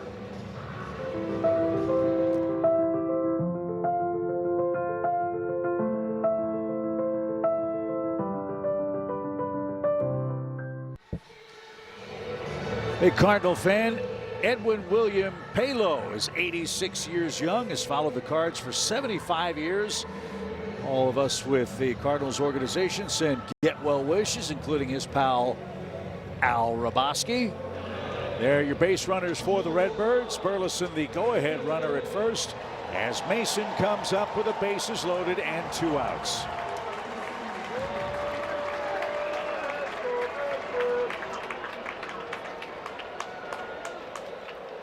They give him the right side of the infield. Wynn knows how to hit the ball that way. Let's see how Clevenger attacks.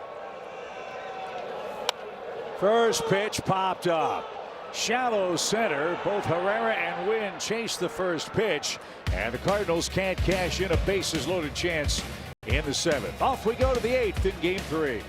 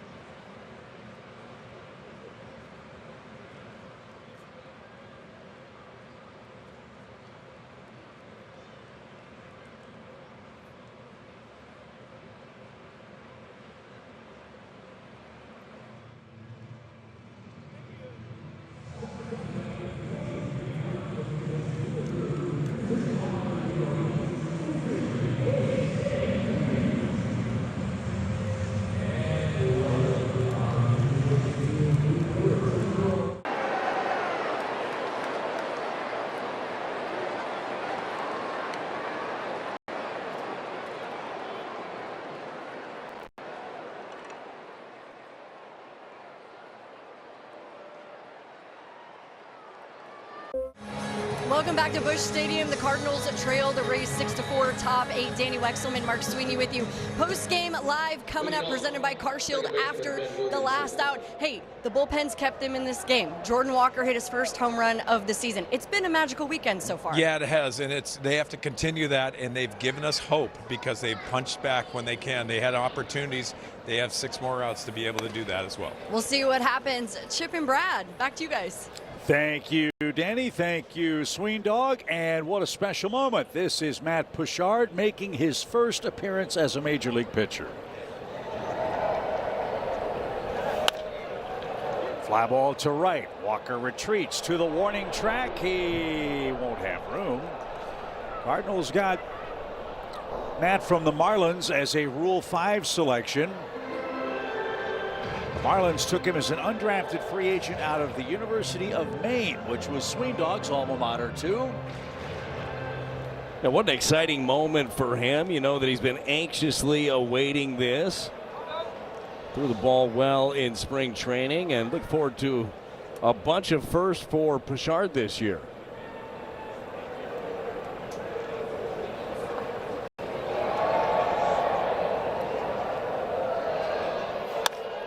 And he's greeted with an opposite field hit. Carson Williams and Ben Williamson are pretty impressive hitters. So Williamson has his first knock on the day, and the Rays are back at it in the 8th inning with a 2-run lead. So from Williamson to Williams, who's 1 for 3. So you see that special patch on Matt's jersey, signifying his major league debut.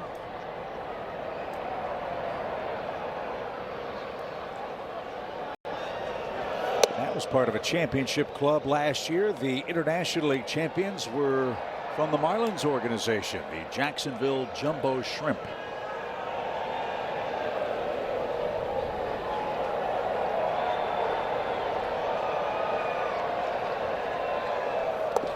When you get a guy in the Rule 5, you get him a lot of opportunities to pitch in the spring to find out what you have, and that was the case with Mr. Puchard. Saw 8 2/3 innings, 9 strikeouts, and no walks. That's exactly, you mentioned it earlier, that's what you want to see out of your bullpen. Certainly what you want to see out of a guy that's going to be at some point making his major league debut. Not scared, right? Wants to compete, wants a ground ball right here. Good fastball, just misses at 95. How do you calm down when you're in your first big league game in St. Louis, Missouri? You throw the first pitch. I mean, that's the main thing is get that one out of the way, and then you just start competing again. Focus on the glove. Does so there.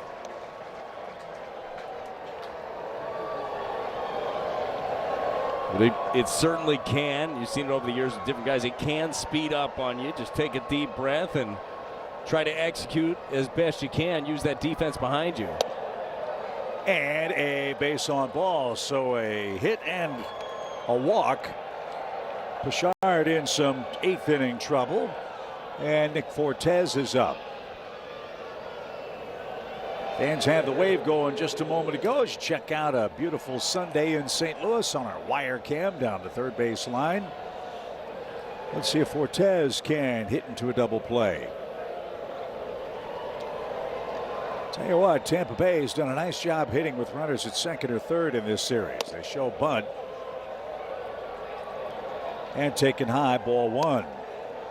The Rays in this series, Brad, are 12 for 33 with runners in scoring position. Boy, that's just too many opportunities in general, it feels like. But no, getting the job done. And predominantly, other than today, that had all been off of the bullpen. You mentioned it earlier. They were 0 for 10 against Cardinal starters coming into action with runners in scoring position. There's the bunt, but fouled back. It's an even count. Well, Cardinals got all of their pieces in motion, full-on wheel play. Mason Wynn's going to be covering third as your corners are crashing.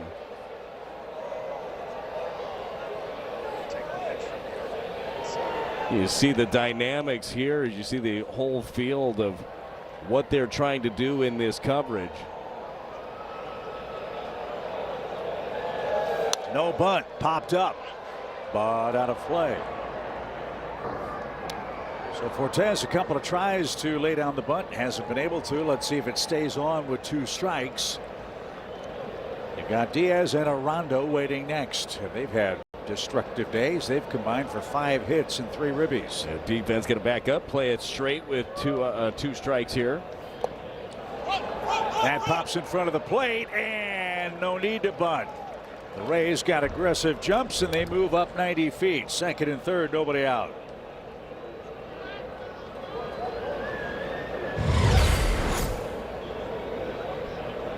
Wild pitch.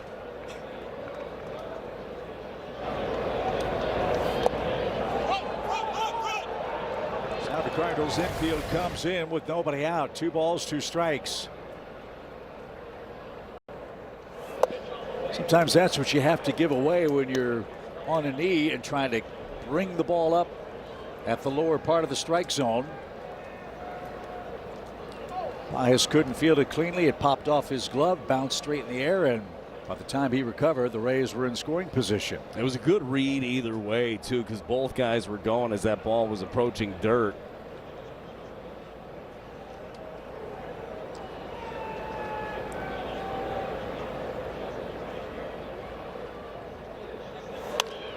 Popped up, infield in. This is a tough play. Who's going to make it?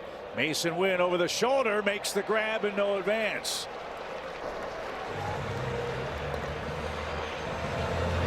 Tell you what, Mason Wynn makes that play as well as anybody in the league. Back to the infield over the shoulder.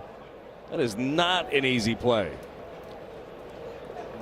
So you've got righty Diaz, you've got Aranda and Mullins left-handed batters next, but it really is pick your poison.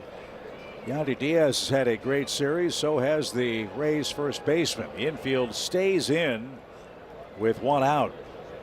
Yandy 3 hits, 2 RBIs, and a run scored. Cue shot, squibs foul. 1 or 2 for Ali. Does the math change a little bit for you? Decision making, right? When you have the base open and a very dangerous hitter. If it's not a guy making his major league debut out there, right? You don't want to leave him a little bit of a safety net. So the thought process right now, can you get him to expand his zone?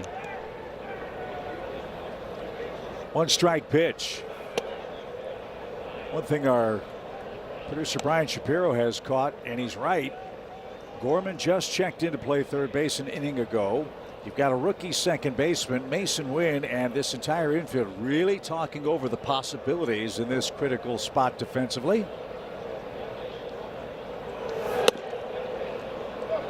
Ball 2.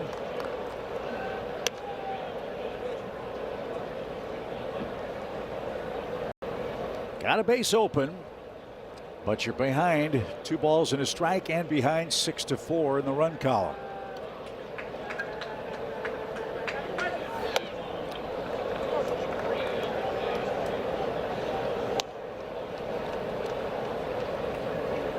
The Cardinals hoping that Yandy Diaz would retire himself. Doesn't look like that's in the offing.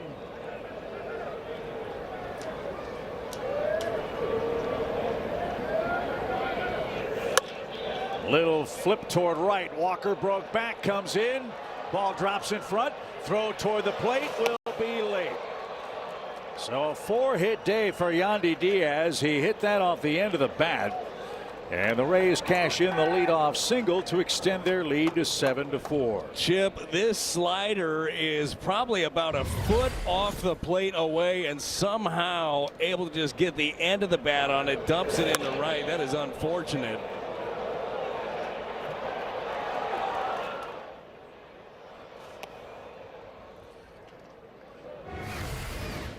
So double play in order, but Aranda is the man that stands in the way. He's got 2 hits.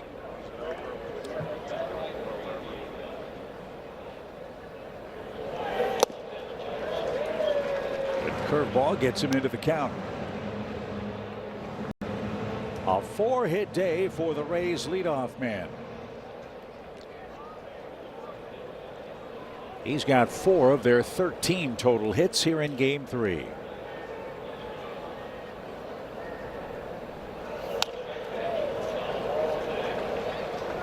So after the curveball, a low 90s heater, 0-2. Dustin May started for the Cardinals. Justin Brule, George Soriano, now Matt Pushard.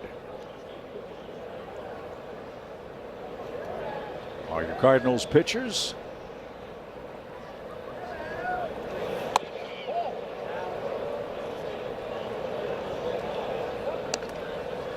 I'm looking forward to the next one for Dustin May. See what adjustments that he makes on the fly. The Rays did a really good job of hunting fastballs early. He made some mistakes over the plate that I'm sure that he would want back in this one. Did he go? He did not. 2-2. One assumes that Dustin's next start would be against the Tigers up at Comerica Park. Tigers had a super year last year. They're looking for more of the same. 2 balls, 2 strikes.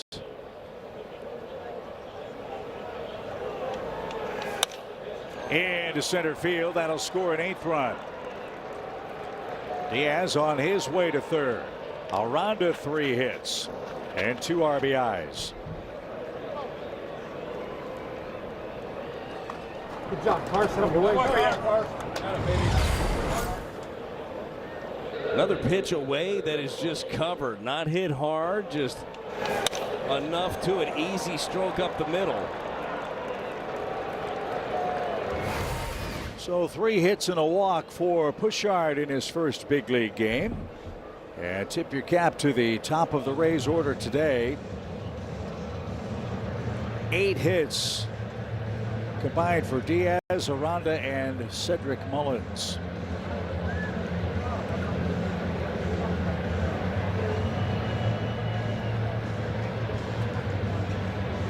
So nice opportunity for Dusty. All right, Matt, catch your breath. See how you work out of trouble here and get this thing to the bottom of the 8th. It's the biggest thing to remember, and it's not easy, but what's done is done. There is nothing that Matt can do about what has happened to this point. What he can affect is the next pitch. That's what your manager wants to see, how you work out of spots like this.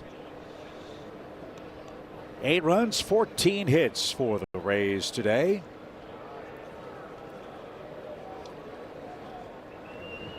They've got 35 hits in the series.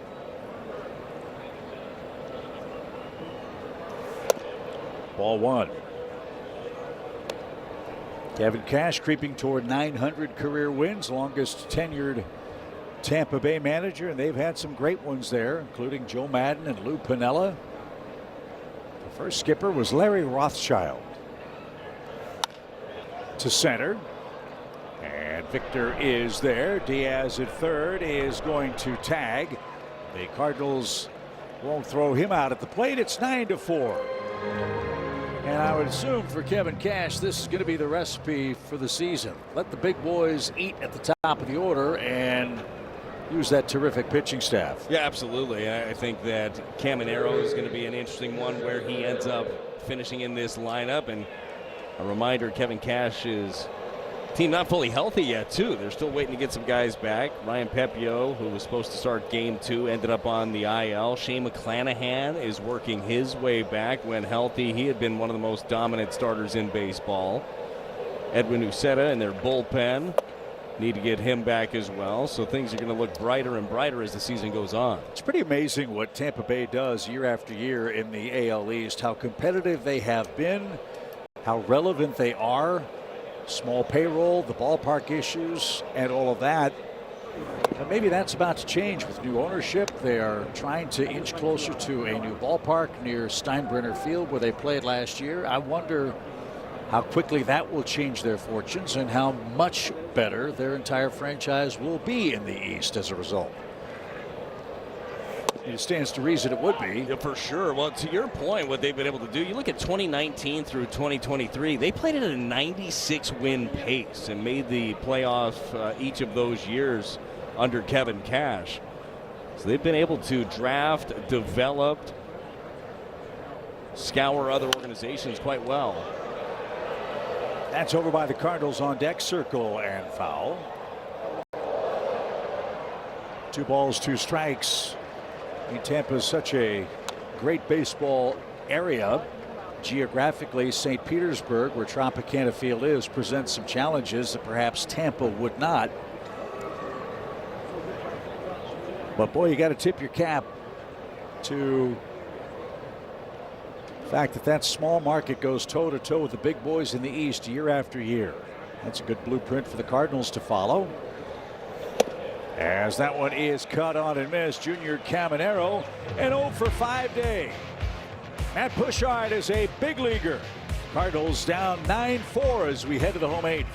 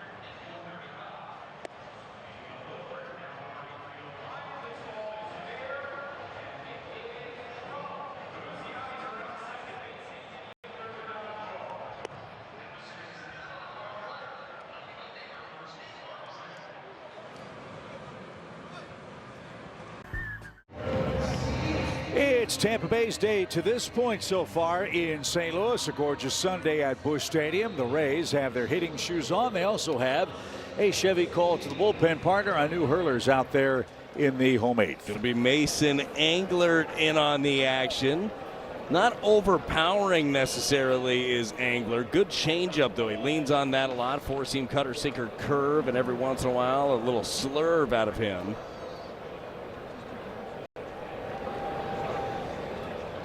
Thomas Saggese will get it started. Saggese's walked and scored today and golfs that one to the left side. Cardinals have been very, very aggressive early in the count. A lot of pop-ups on the first pitch. And Saggese's retired that way in the 8th. 1 up, 1 down. Don't know how the game's going to turn out, but 5th, 6th, 7th innings, frustrating in that the Cardinals had 2 on in each of those frames and couldn't edge closer. Yeah, well, look, those end up, and again, to your point, don't know how this one ends up, but those are all learning experiences, too. Go back, watch tape. What would you have done differently? Would you wait for something else, or did you get your pitch and just didn't hit it? You know, I think that there's different ways to go back and look at it. And they do that every day. They go back and review the prior game, and they talk about the good stuff, talk about the bad stuff, and really is a lesson along the way. Gorman popped up the first pitch he saw in the 6th inning. So his second trip to the plate against Mason Englert. Fastball changeup guy. Amazing stat on Englert last year in the Rays' excellent press notes. And Kevin Cash wants to talk things over with Nestor Ceja here.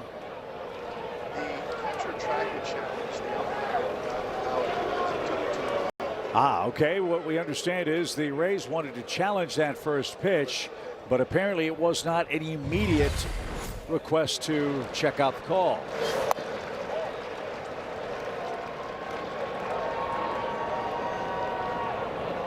So I'm sure Kevin Cash is going to say, hey, what's the protocol here? One of the umpires I spoke to told me that the umpires have requested when you're making the challenge to audibly say, check it or challenge it.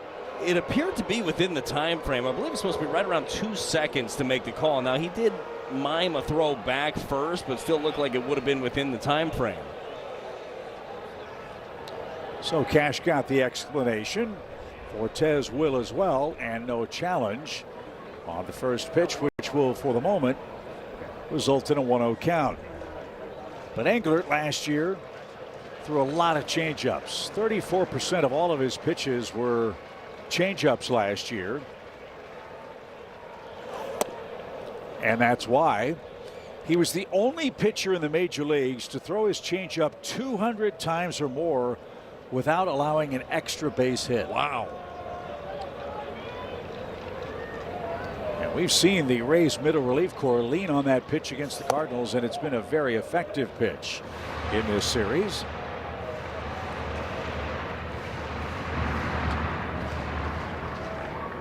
So Gorman ahead in the count. Cardinals down 5. We've got 5 outs left. That is foul at first. 2-2.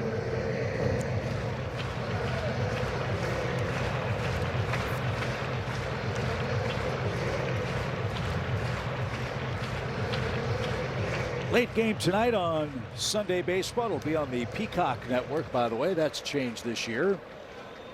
Get a chance to see Brendan Donovan and the Mariners play. Brendan and Seattle have dropped 2 out of 3 to the Guardians. They'll play the final game of that series out west tonight.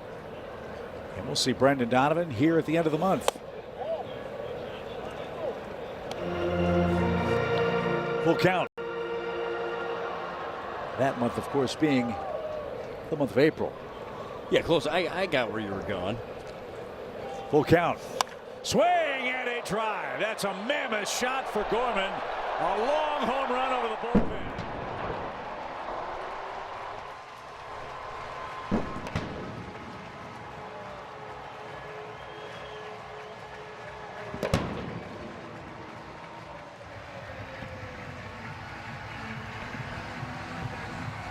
Ted Williams always said, get a good pitch to hit. When you do, don't miss it. Nolan didn't. No, he didn't. Your Budweiser play of the game, 94-mile-an-hour fastball by Englert and a deep drive, 443-foot shot by Nolan Gorman all over it.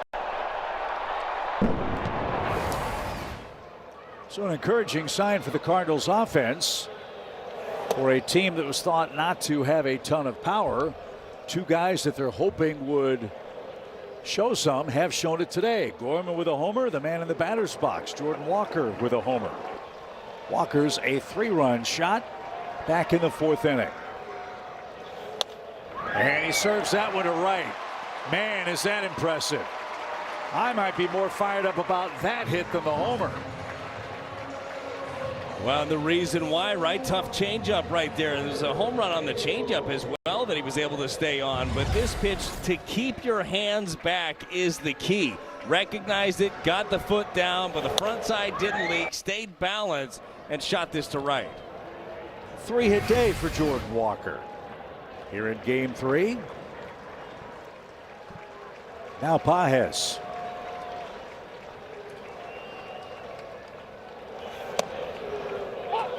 Ollie Marmol has said in the latter days of spring training and in the early days of regular season, we want to be a tough team to play. They're putting up a fight late. Down 4 runs. Got Pages, Scott, and Weatherholt lurking. Down 4 with 5 outs left.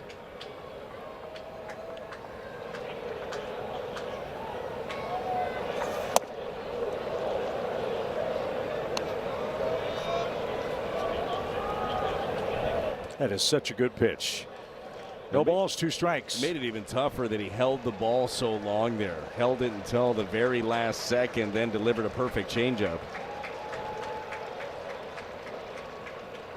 Englert, another one with a 7-pitch mix. 7 pitches coming out of the bullpen. Well, if you don't have a feel for something, you can go right back to the bag.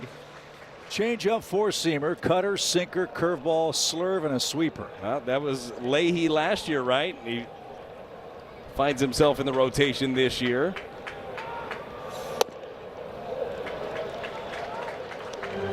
A ball and 2 strikes. Speaking of Leahy, he tips off our series with the Mets tomorrow night. Supposed to be beautiful weather and a 6:45 Central Time start.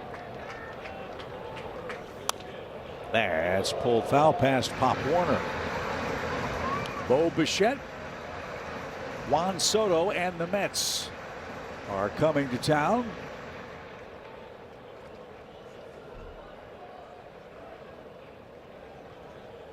Mets beat the Pirates in the first 2 games of their series head-to-head. High fly ball, wallop left center. That ball's got a chance. Mullins waves goodbye. Pedro Pages with a 2-strike homer. It's 9-7.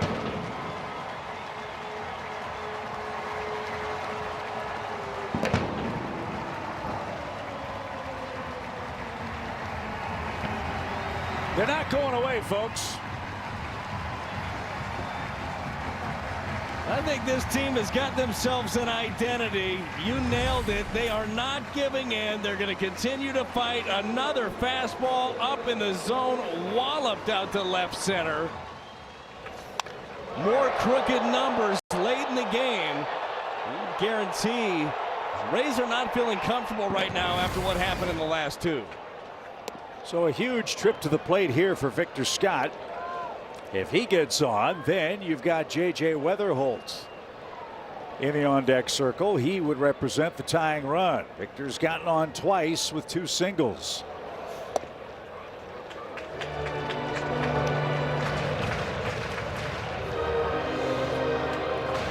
They're playing catch in the Rays bullpen. A lefty and a righty are starting to toil. 2 homers for the Cardinals in the 8th inning.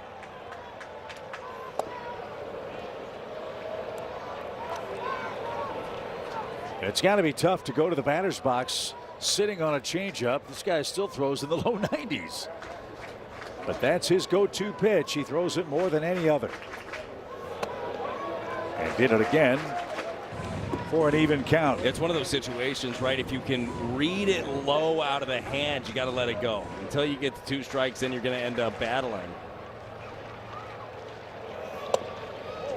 So this might be the biggest pitch of the game, at least as far as regulation goes. There's the bullpen activity. 3 balls, 2 strikes for Victor Scott. Fought it off. Cutter that time.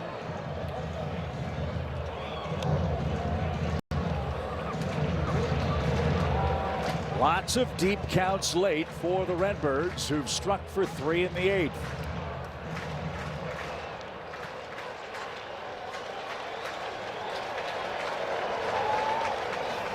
Did he go? Yeah, he did. Vic couldn't check his swing and swung at ball 4. So big second out for Englert. And the best Weatherholt can do is make it a 1-run game. He's reached base twice. But just keep moving the line. That's what you're looking to do. And the way that he is able to keep his hands back, I feel like he could really drive a changeup, sit on that backside, drive something the other direction. Only one man within range of the second and third base bag. That's Caminero. You've got Williams way up the middle near the second base bag. So one of those line drives to left would work for J.J. Weatherholt. Took a shot that way and fouled it off. The other thing, Brad, is with the long 7th inning, this long 8th inning, Cardinals are going to be guaranteed to get Herrera, Burleson, Wynn, Sajaci, and maybe Gorman up again in the 9th. Yeah, that's it, man. You give yourself another chance. Turn it over one more time. It's about as close as you're going to get to being on the grass. Little pop into center. Mullins froze for a moment. Still coming, still coming. He's going to get there with good closing speed. And that will retire the side. The Cardinals hit a couple of homers in the 8th. Gorman and Pyatt run game. Sometimes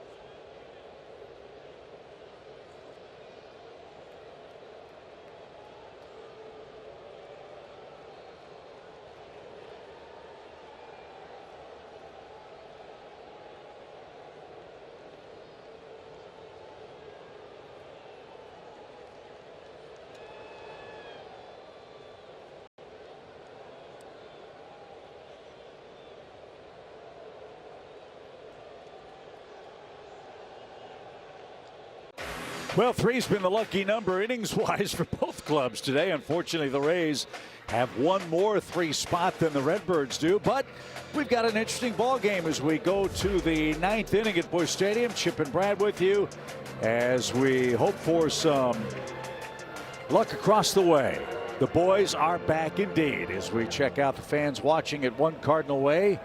The DeWitt's Carlton has a full house on the balconies on this beautiful summer Sunday. Pretty good place to take in a game, Chip. Chris Roycroft will answer the Chevy call to the bullpen. He could use some good luck. He's got Simpson, DeLuca, and Williamson coming up. No margin for error here. The Rays already lead it by 2.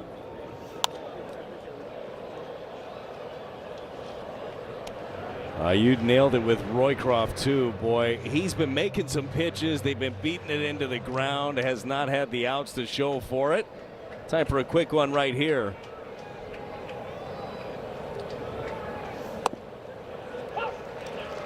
Well, Chris doesn't have the biggest of backs of bubblegum cards to fall back on. It's got to be tough when you have a rough outing like he did on opening day, and by that I mean the end result, to say, hey, just keep doing what you're doing, because what he did was great. It was just infield dribblers that were problematic for him in that game. No, you're right. And we asked Ollie the next day, hey, what is something that we didn't talk about? What is something that encouraged you about the game that maybe didn't get much fanfare? And he said, actually, it was my conversation with Chris Roycroft after that game. Wynn has a bobble it short. He knew he had to hurry with Chandler Simpson. And man, oh man, what a play by Mason Wynn, and what speed for Simpson. He is fun to watch. Yeah. That's a hit. Look, as soon as you had to go to the ground on that one, you knew it was going to be trouble. Take a look at this one again. Fastball up in the zone. Everything about that was going to have to be perfect. But Ollie, talking about Roycroft on opening day, said just loved the way that he was able to slow it down. It was a normal conversation. A year ago, that might have been sped up. He realized that he did his job and just didn't get the results.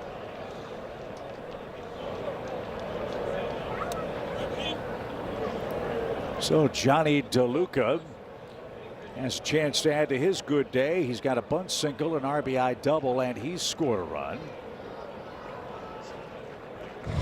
Paez took one off the right knee. Ooh. And it's stuck. That is right in between where the guard is and a little open spot.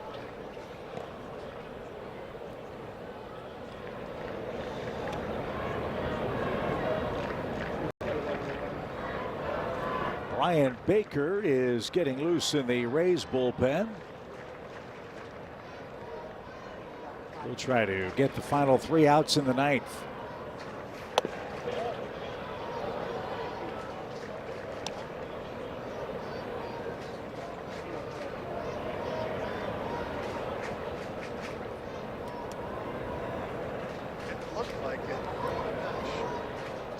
That last pitch was interesting.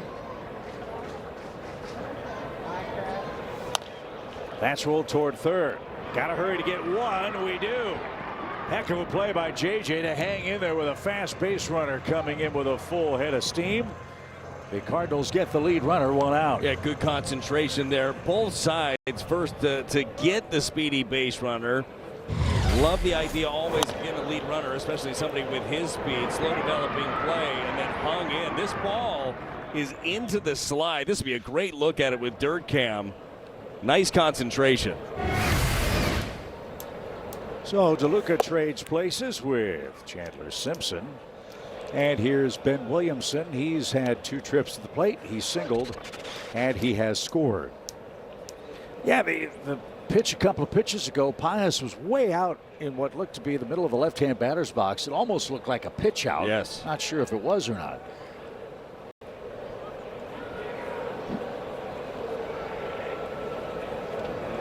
Runner goes, a hit and run. The Rays will have first and third as Ben Williamson has a 2-hit day.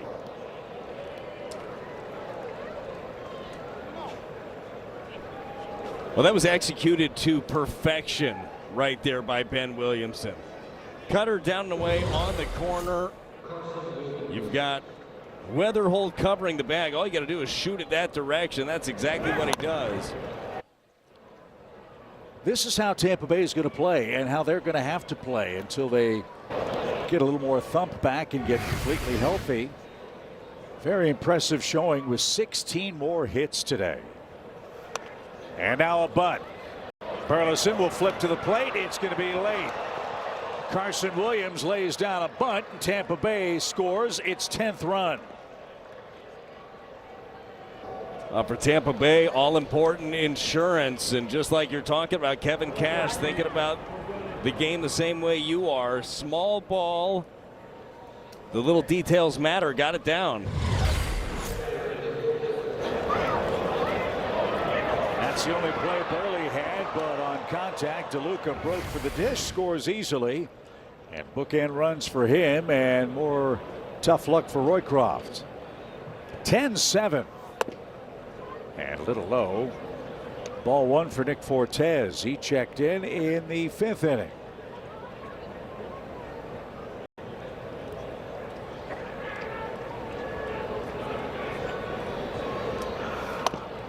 I know we're on the wrong end of the score at this point in time, but like the Cardinals style, I think the Rays style is going to be very similar. It's a fun, entertaining way of watching the game. It's really baseball. It's not really three outcome stuff. Oh, and it is two young teams that are learning as they go, right? And to me, that's two challenges for coaching staffs. Brook at bat at third. 2 balls and a strike. A couple of organizations that love to develop players.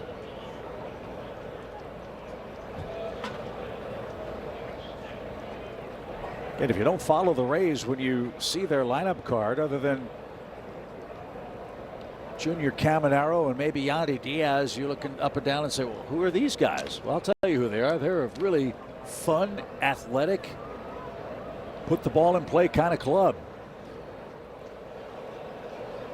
They're tough to play. 9 innings against. That just missed. 3 balls and a strike. This will be the last time we see Tampa Bay till next season. The Rays head to Milwaukee and Minnesota before opening up at home against the Cubs. And the bases are loaded.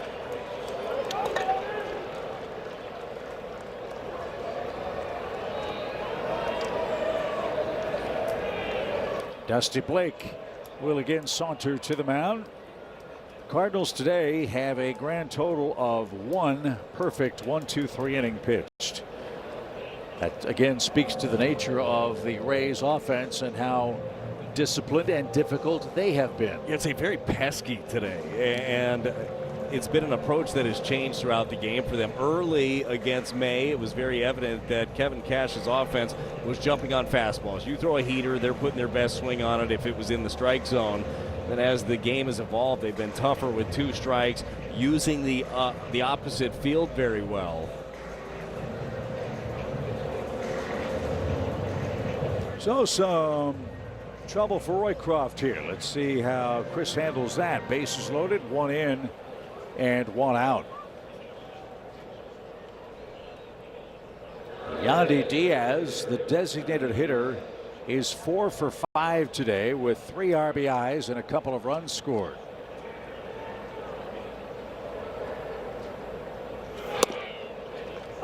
That'll play. Strike 1.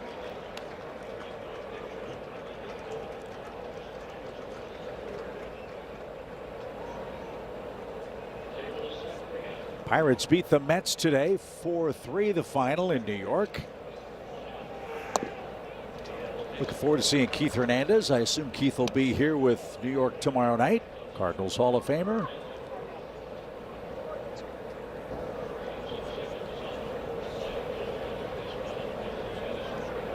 A ball and a strike. Little tamper. Boy, oh boy. Roycroft with a glove flip. That's not in time. Chris Roycroft leads the league in plays just like that, doesn't he? There have been 3 of them so far this season early on for Roycroft, and it's absolutely maddening when you make your pitch. That ends up being the result for it. This sinker just eats up Diaz.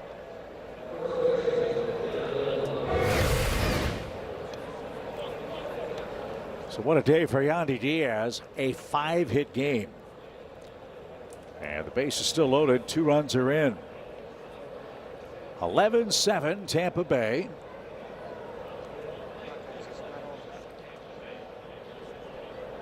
Aranda has a hit in his last 3 trips. Got a question for you. Yes. I don't know if you know the answer to this. I'll make it up. Mentioned the Rays are going to be back home for the first time on April 6th.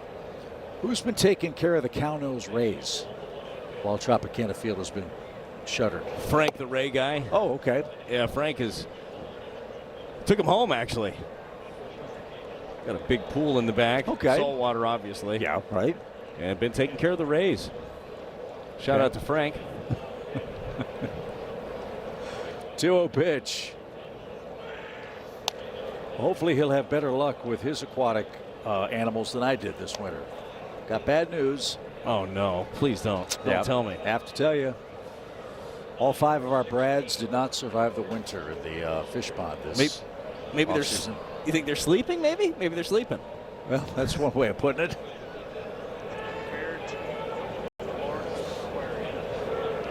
2-1 pitch. Little pop. JJ going out, takes a peek at Mason, who calls him off. He makes the over-the-shoulder grab, and no advance. 2 outs. And it wasn't Frank the Ray guy. Who was it, Brian Shapiro? A care team from the Florida Aquarium. Yeah, led by Frank. I just got to okay, that's right. That's fair. I got to the first guy that was hands-on here, but the entire team really jumped in for those Rays.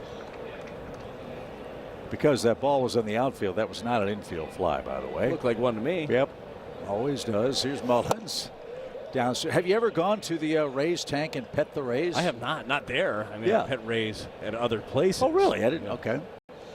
It's a pretty cool feature in center field. Pet Rays and various objects here at the aquarium downtown, Union Station. Wait a minute, what other various things? Aquatic beings.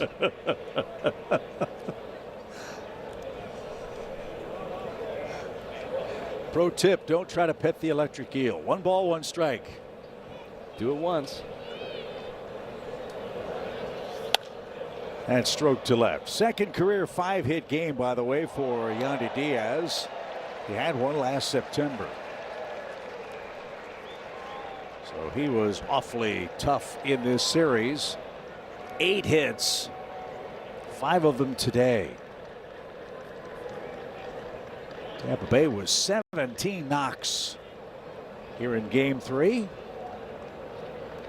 A ball and 2 strikes from Roycroft to Cedric Mullins. High. Ball 2. Cardinals in the 9th inning will have their 2, 3, 4 batters coming up. And look, it's tough to sweep a series. And when you win the first 2, you try to get greedy and win all 3. Bobby Cox used to always say, win series, do that enough. In fact, if you win all of your 2 out of 3 series, you win 108 games. Oh, they're taking care of business, and along the way, it's about management, right? Keeping your guys as healthy as you can, keeping the pitch counts down for those. Even in the games that you lose, what lessons are you going to learn from those ones? To the right side. Weatherholt from the grass. And that will send us to the bottom of the 9th inning. Rays get 2 more in the 9th. The Cardinals need 4 to tie it up in game 3. Everyone has free.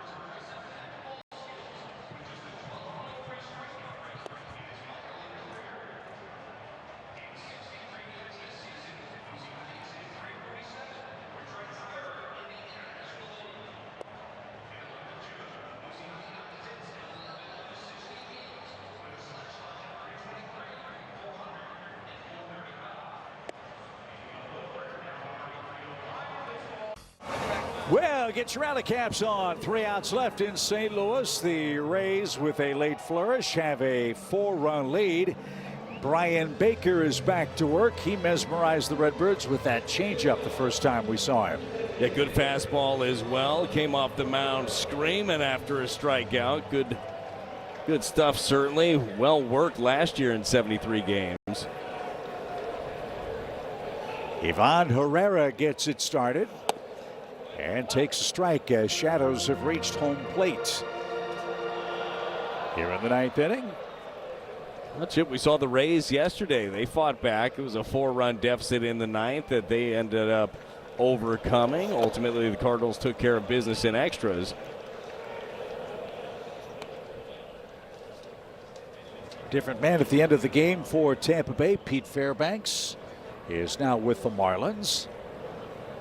So the ninth inning man will probably evolve over the course of the season, much like the Cardinals. Ali has said he likes that for this room and this roster, the way it's set up. You've got several candidates who can close out games. You got some fluidity there, and it's just kind of right now, if you know that your role is somewhere near that back end of the bullpen, it's not hard to adjust. Stroke to left, but it's going to hang up. But Simpson's got it. Herrera with a hard hit ball. He's the first out.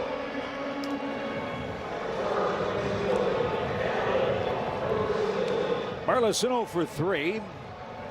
Picked up his 100th RBI at Busch Stadium in the game yesterday. Burleson entered play second in batting average. Jordan Walker today with 3 runs scored.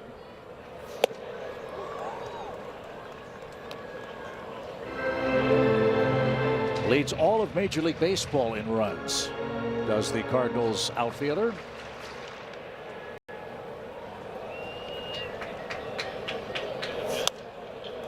Offense has been fun to watch for St. Louis, but got to settle the pitching down. The Cardinals have allowed more than 40 hits in the first 3 games of this series at home for the first time since 1938. Yeah, coming into today, Chip, most of that damage had been done via the bullpen as this one's chopped up the middle. And Burleson's day ends 0 for 4. The Cardinals down to their last out. And Mason Wynn, your batter, he's 2 for 4.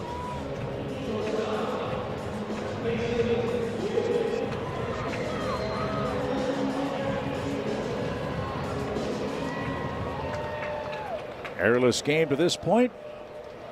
See if Mason can keep it alive and get his 3rd hit. Multi-hit game for him. And a strike.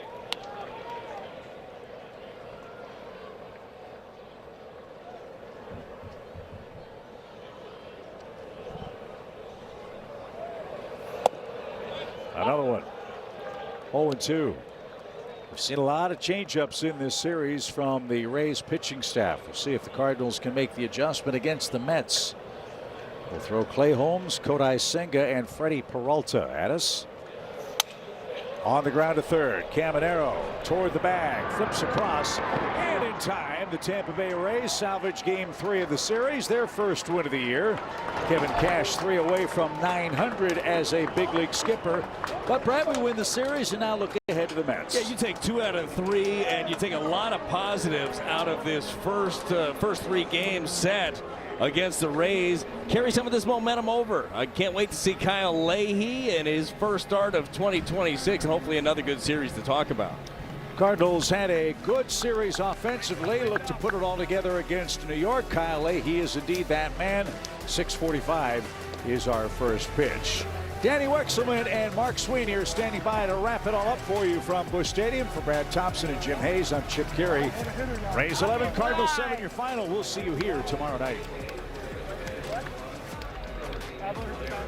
When choosing